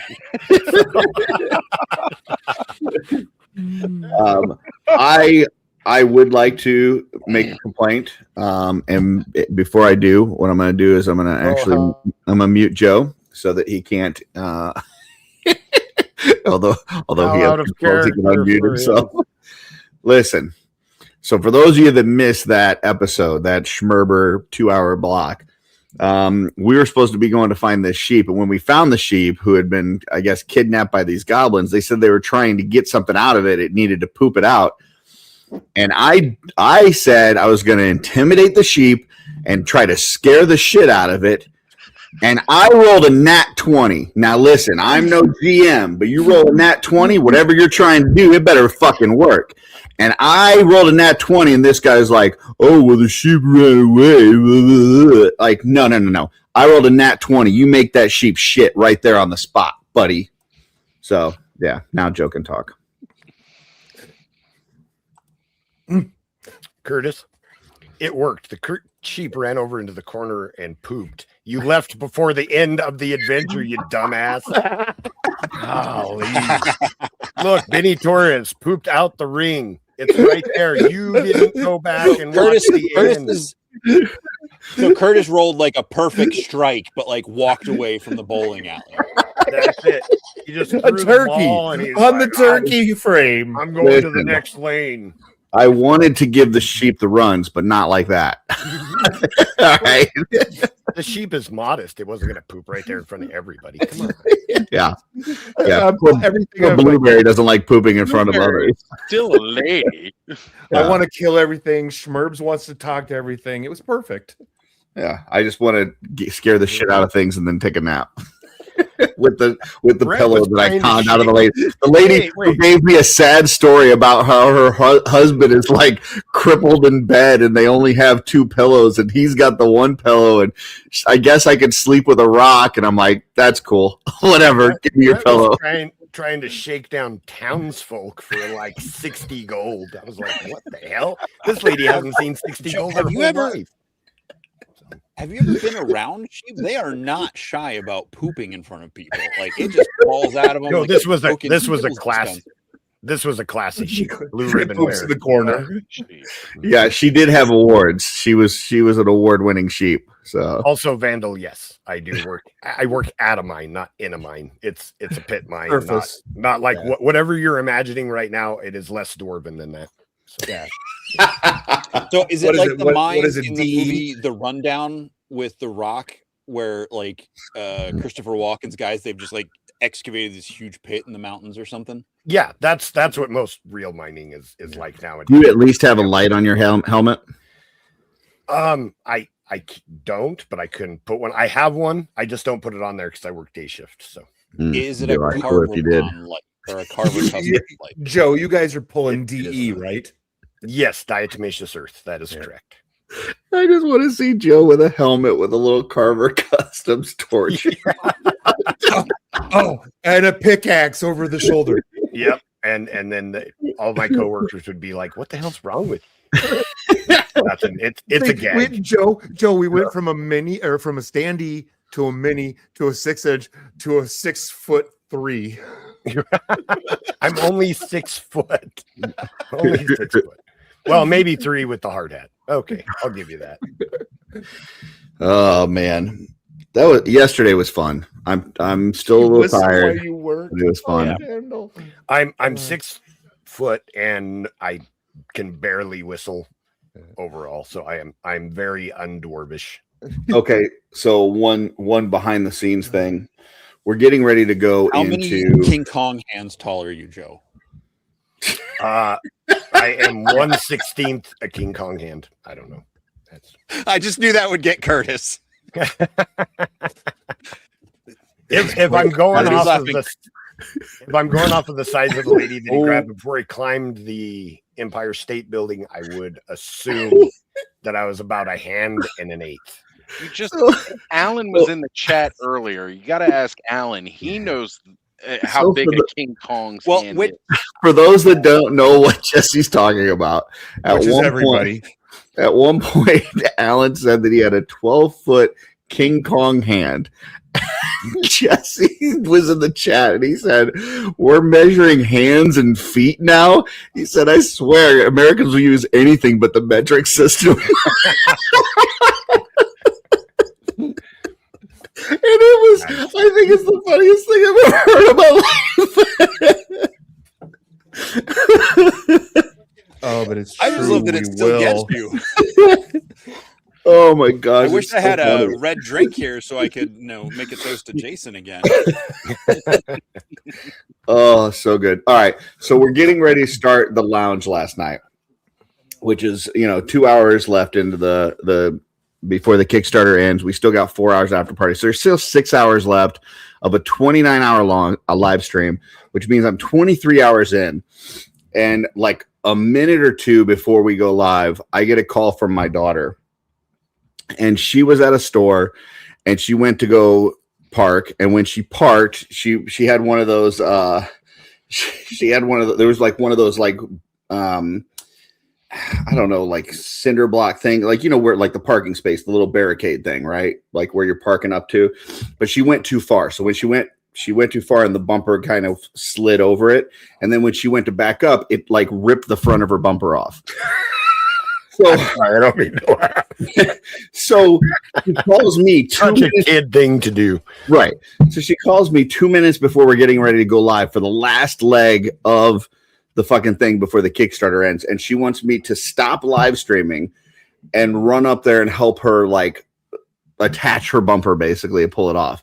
And I'm like, I don't know what you want me to do. Like I've put 23 hours into this. It's the last one before this ends. I cannot just leave and go do that. I'm like, so I had to kind of talk her through what her and her boyfriend needed to do in order to make it work and stuff. And they got it all figured out. But I was like, holy shit, I'm going to miss the last part of the campaign because I got to go help her reattach her bumper because she doesn't know how to park. So, but yeah. Relatable. So Alan is still here. He says King Kong is 40 feet tall. So his hand would be about 5 feet. Joe's roughly 1.2 King Kong hands tall. I'm assuming we're talking about the original. I was just guessing, but the original King Kong, like the right. The stop motion original. The original. Oh wow! And Alan just got actually by Dylan. So I was gonna say this. King, and I was trying to say earlier, but King Kong does vary in size depending on which version of King Kong. But we're I gonna, do remember when we just say generic King Kong and think climb the Empire original. State Building. That one. Yeah. So Dylan, Dylan, yeah. And I'm just gonna say to Dylan, you don't talk to your father that way. So. I want to say this real quick. Depending on what happens when we get this up, if we can work, whether it's a 24-hour or just a longer format sort of live stream with the actual Mythic Legions RPG stuff, if we can't because getting all 5 of us and Joe on the same page at the same time is a struggle and enough. But if we can make it work to where 2 groups come together, see what I did there? We'll make that work. But Jesse, what we got to do is like the way that the My Wife Is Gonna Kill Me podcast does their stream. We just have to find a time and a place. Everybody? Oh, yes, that too. Well, my group could find a time and a place to all get together, and that takes up only one of the spots, so makes it a little easier. If that's what I was just going to say, if we can't manage to get, plus we can only get 10 people on screen. Oh, you're saying all? Actually, I have a change of plans. I'm throwing down on behalf of my team. I'm throwing down a gauntlet. Hold on, we got a super chat. That's exactly what I just started laughing about. Jesse, $4.99 super chat from Hedgehog. How can Dylan be a channel member for 25 months when he's only 24 months old? Yeah, it's a good question. We don't need a baby photo of Dylan because he's still a baby. So I just got a message through Facebook Messenger. From, I don't know if you guys remember last night in the last leg of the, with the Legions Lounge boys, Jeremy popped on and announced a special all-in, a 1-of-1 all-in, only one of them made, where they were doing basically the Master of Mythos all-in, plus a set of my brushes, plus an autographed picture of me sleeping before the campaign. and called it the Mayoral Mythic All In. And it was won by an account, Lit and Stuff, on YouTube. So I just got a message from this guy, Matthew, said he wanted to introduce himself. He won the Mayoral Mythic All In. And he proceeds to tell me that he appreciates everything in the community, everything that was going on yesterday. He was watching for several of the live streams. And turns out he's like 20 minutes away from me. Like, we actually shop at the same store. At one point I did a travel toy video where I went to Time Warp Toys, which is about a 20-25 minute drive from me. And he lives right near there. So pretty cool. Small world. So you'll be autographing that in person. I guess so. Heck, if he wants, he can actually come over and watch me now. You know, right. I mean, I will give him a front row seat to watch me take a nap. So show him how a true mayor really gets it all done. Exactly. Jesse? What I was trying to say, if for some reason we can't make the dual challenge come to fruition, or maybe just as a different thing to do in another time, a longer format one, we pick someone to DM. It doesn't have to be Joe, because Joe, he doesn't have to be forever DM. I'll volunteer to do it, but we create role characters on camera and do a one shot, kind of like you guys did yesterday, but like with a longer format, with like straight out of the book, with no extra stuff. Sounds good to me. Can I make a small suggestion for those? I'm throwing down a leather glove after slapping Curtis in the face with it. Legions Con. We do it at Legions Con. And I'm cutting off the hand he used to smack me with that glove. If we have it, we might not have this stuff. And then I'm putting the glove back on the hand that I cut off and wearing it from my neck. Brett, the problem with Legions Con is most of my group has tables, and they are we would have to do it like on Thursday or Monday. Yeah. So we can do it on Thursday while they're all doing intern. Go ahead, Oz. Don't stream it for 24 hours straight if you're going to do it. Yeah, we got to break it up, because otherwise it won't be replayable. Yeah, you can't have it replayable otherwise. Oh yeah, we'll have 24 hours straight. We'd have to take a break for like food and bath. Got to do a little break. I like the idea of Legions Con, like Thursday, the day before. It had to be like Wednesday, because Thursday starts getting crazy. Nobody's an intern. Yeah, but Thursday, well, we would all. Oh man, I don't know. Yeah, you got intern. You got Legions Ladies Live. Wednesday's the day. I would do it Wednesday. But I would skip intern to do this with all my friends instead of intern.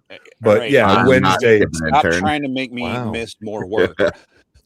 I love you guys, but I'm not skipping intern for anybody. Right. Just throwing the idea out there, because I know you get in. It's a time and a place that we're all going to be within 100 yards of each other. I would miss anything for intern. Jesse Marshall says, have we ever confirmed whether Alan and Dylan are related? Listen, some people are related by blood and some people are related by destiny. I think they're just a destiny one. So, and some people are related by water. There you go. Which is not as thick as blood, allegedly. I'm just imagining Darla have to sit there while a stranger watches Curtis nap. Almost like a vampire movie, right? Oh, that's awesome. Vandal saying he's hitting the rack. Got to get up at 0 dark 30 or O dark 30. Have a great stream, and thanks again for the last yesterday. Love this community. We're happy to have you as part of this community. Yeah, and before you run, Vandal, 11 minutes behind you. Yeah, before you run, Vandal, thanks again for joining us. I saw you pop up everywhere yesterday. I don't know who you are. I do know you're from Chicago, but it was really awesome that you hung out with us, and hopefully we'll get to see more of you and get to know you. I did also kind of want to shout out to quite a few people.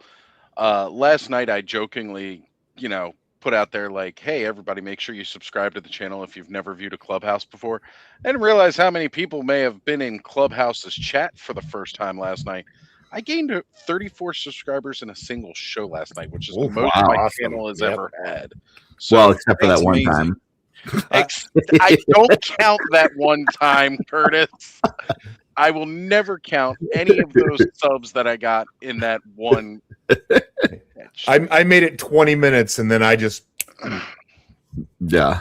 Well, and the other thing I want to say thanks to Oz too. I know, Oz, you've had a lot of stuff going on, like just personally dealing with, and leading up to this, helping us to put together the promotional poster for the schedule, as well as the thumbnails about also turning what would have been just kind of a normal marathon into an amazing marathon. You gotta add that marathon. Yeah. I mean, just added a little extra flair to it. So appreciate all the hard work that you put in towards making that kind of unified and awesome. So thank you. Absolutely. Yep. Yeah, Trevor hit 3,000. Legion's ladies were shy of 800. They hit 800. Schmerber was shy of 500. He hit 500. And that's the dual purpose of that, right? Like we're supporting the horsemen, we're promoting their Kickstarter, all that, but we're also supporting all these channels and bringing some more awareness to all these different folks. Everybody sees my stupid face everywhere, but some of these other channels don't get the attention that they deserve, and so getting a few of those over some humps that they've been working to get over was pretty awesome. So. All right, Vandal. Well, before you fade away, I'll be looking out for you, my friend. I get back to the Midwest all the time. Well, Michael is his name. He's like a bad penny. Thanks for the kind words. Still here, just fading, watching you guys. We'll get some rest, and we'll definitely, hopefully, see you in the chats and other shows. And who knows? Maybe you'll make it to Legions Con or Carver Con, since that might be a little closer to home for you in July. I actually just got an exclusive picture from Joe's work. So, oh shit. I'm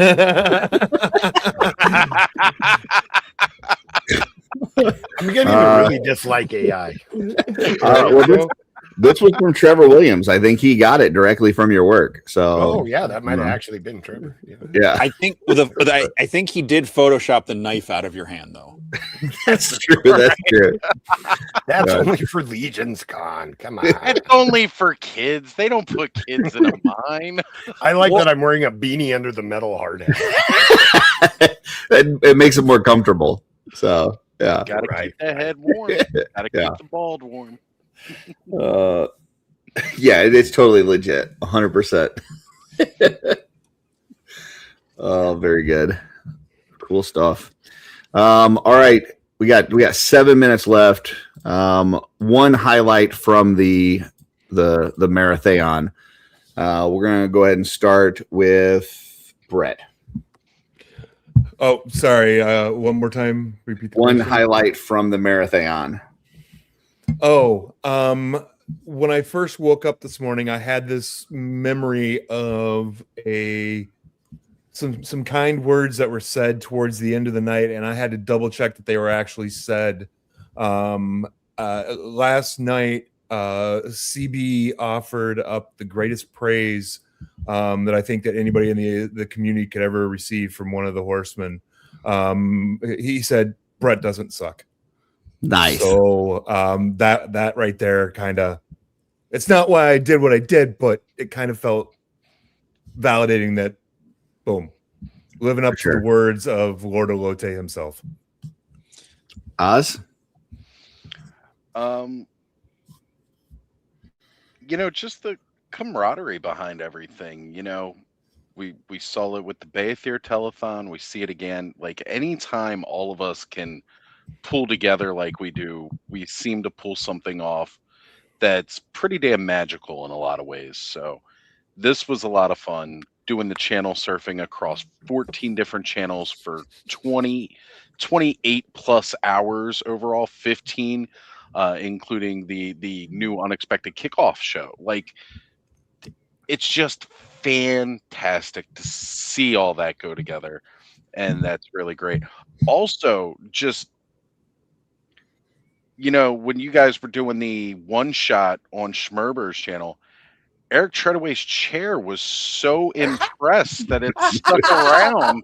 Yeah. Told Eric, go do what you have to. I need to stay here and watch this. Yeah. You can leave, but I'm staying. Yeah. I'm That chair sticking was around. locked in. It was all in to the story. That is cool.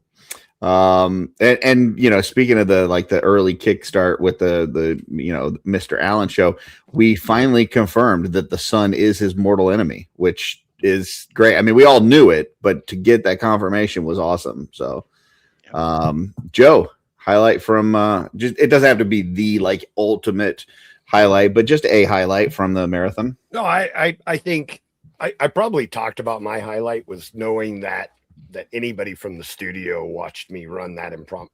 Well, it wasn't meant to be impromptu. I made it impromptu. Joe's all like, You know, I think was probably, you know, a highlight for me. It's just kind of awesome knowing that these creative people are watching, you know, was super fun. But really the highlight was getting to hang out with my friends for 24 hours, you know, not just you guys that were jumping between every show, but everybody that ran the shows. And it's just such an awesome community. And we have so many great friends. And like I said, I was just honored to be a part of it in any way. For me, one of them, like, I'm good friends with Emil. We talk often, and when we would get together for Customize the Studio, or sometimes we would just do like a FaceTime and paint together.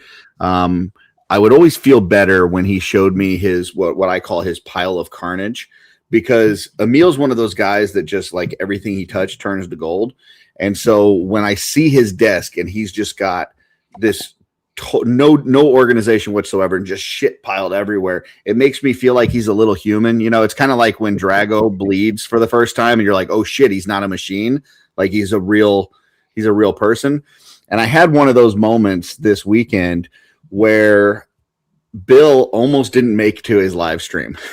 and I'm sitting there like, out of everybody, if you look across that schedule and you go, who is the most professional YouTuber that is going to have his shit together, I would have said Bill, right? And the fact that Bill almost didn't make it, that he messed up the AM PM and showed up and was clearly tired, like he was in rough shape. By the time we got to the lounge last night, his hair was like doing this stuff, and he didn't even get a chance to brush it before he got on camera. And this is the same guy that a few years ago, when I sat next to at my first G-Con, I texted Darla and said, I'm sitting next to the dork layer. Like, I was so impressed, like this ultimate YouTuber. And the fact that he almost didn't make it to his show was just that little chink in the armor that I needed to feel better about myself. So, oh no, G. What happened? Oh no. Oh no. That's not good. That sucks. Sorry to hear that. Jesse, highlight from the marathon. We can't hear you. Sorry, I was muted. I know I wasn't there for the whole thing. There's like, I would love to be, but I know there's so many people, and yeah, I'm going to pat myself on the back here. I know there's so many people that want to be a part of this. Like, I wasn't going to add one more face to take other people's place off the screen. Like, what I'm going to say, that's your thing. I don't mean that as like a dig, like you have to be everywhere, but like that's part, I mean, you are the marathon. That's not a dig like that. I mean, it happens next year, the Mayorathon. There you go. I can misspell it 2 years in a row. We got No, this. I'll just misspell it. It'll actually say marathon. Right. Right? But The Mayorathon. Okay, got it.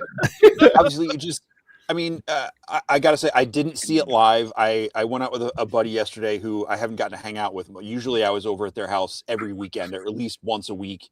And I haven't really gotten to see him since before the new year. So we hung out. He had to go get something down in Maryland. So we went and checked out Attorney of Dreams and all this stuff. But I saw, I think the highlight for me was that piece of artwork from Nate Barch of Celine. I think I mean, being there, seeing, I mean, during the, that's probably my favorite moment from the 29 hours or whatever it was the reveal of that artwork. Jesse It's definitely a picked cool the one. one Saturday he knows I am busy all day to come through Maryland and go to Westminster. Eternity Retreat. I still get there. I didn't know I was going until Friday night at like 9 o'clock. Like we were Okay. already starting. It I'm was invested at that point. Yeah, very last minute. Yeah. I got you. Next time I Very go up cool. to Uncle Bob's, I just won't message you. Well, I don't know about you guys, but I took tomorrow off work as just an extra day to sleep and recover. So I'm looking forward to doing a lot of nothing tomorrow. Maybe even go out to get something to eat with Darla at some point. I think we might go get lunch or something. But it was an excellent marathon. Love all the interaction from everybody in the chat. I mean, the chat was popping, dude. You know, the whole time. So yeah, thanks to everybody in the community. Thanks for all the shows. Thanks for all you guys on screen. You were fantastic. So we're getting ready to close out. We're getting ready to close out the show. You guys got anything that you want to say or promote before we put you backstage? Oh, Jesse has something.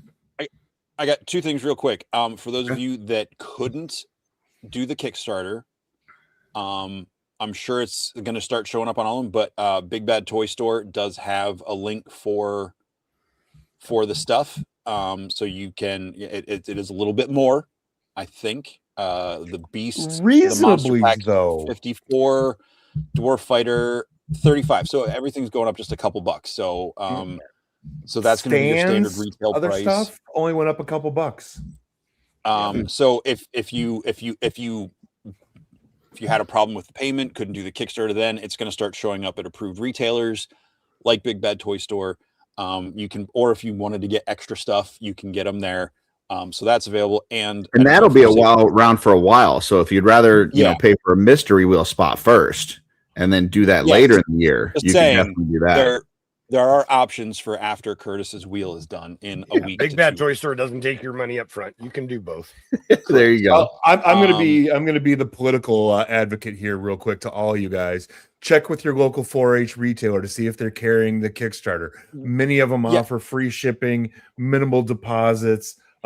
Just check with your local retailer. Don't just jump into Big Bad. You've got time. Yeah, and you might shop find around.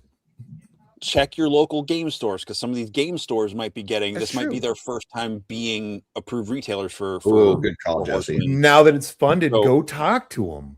But talk to Hopefully, we'll get a list of game stores that have added, you know, in the near future. That would have been a good question for Jeremy. Somebody did ask Curtis last night. I think. Oh, they did. Okay. Yeah.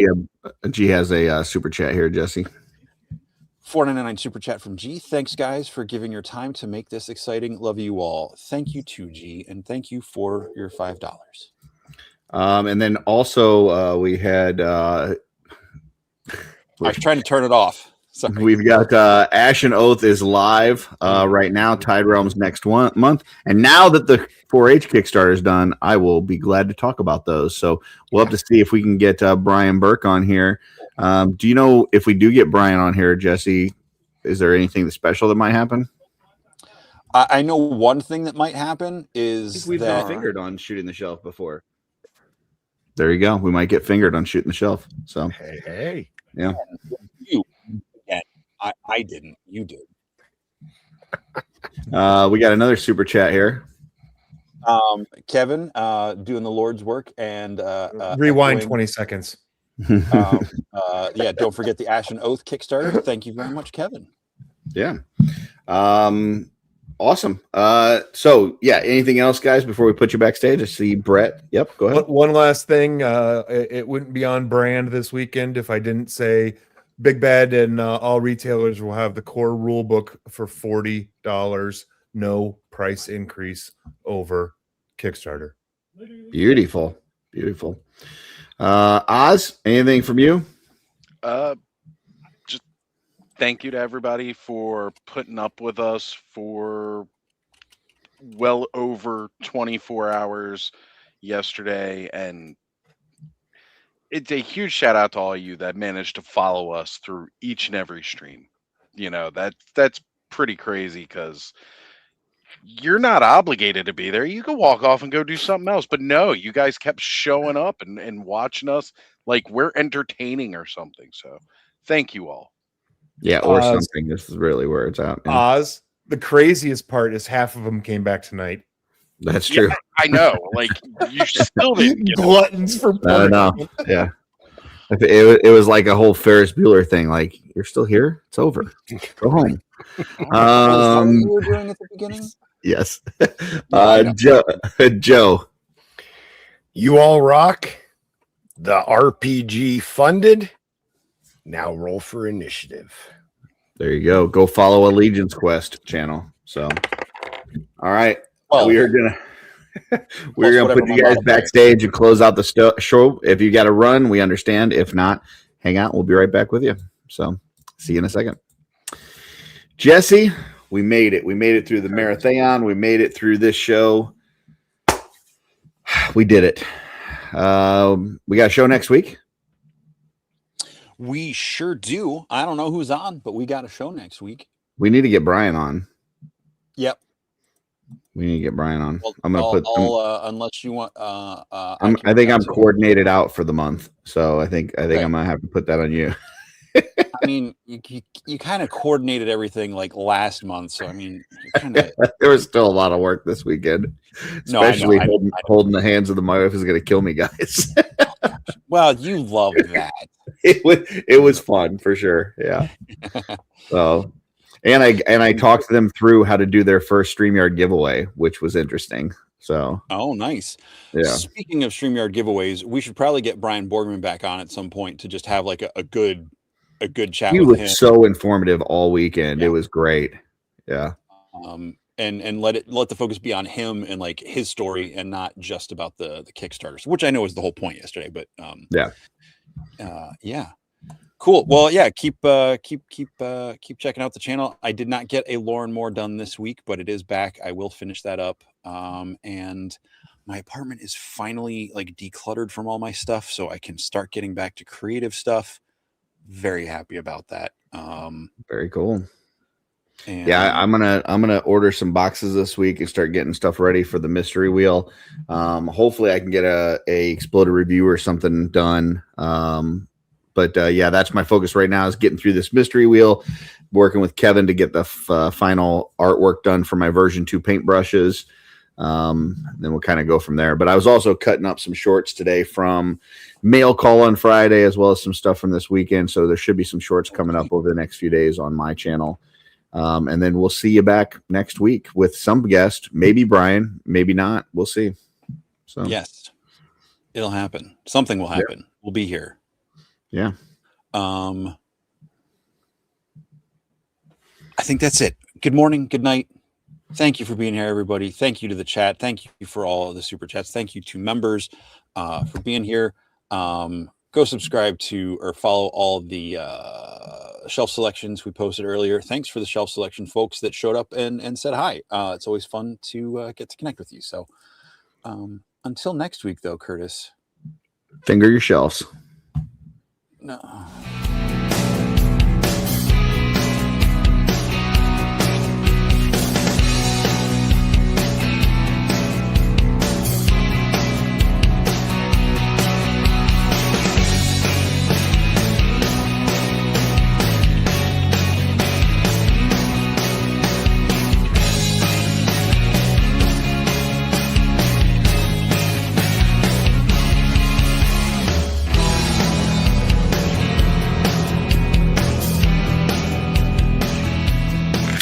No!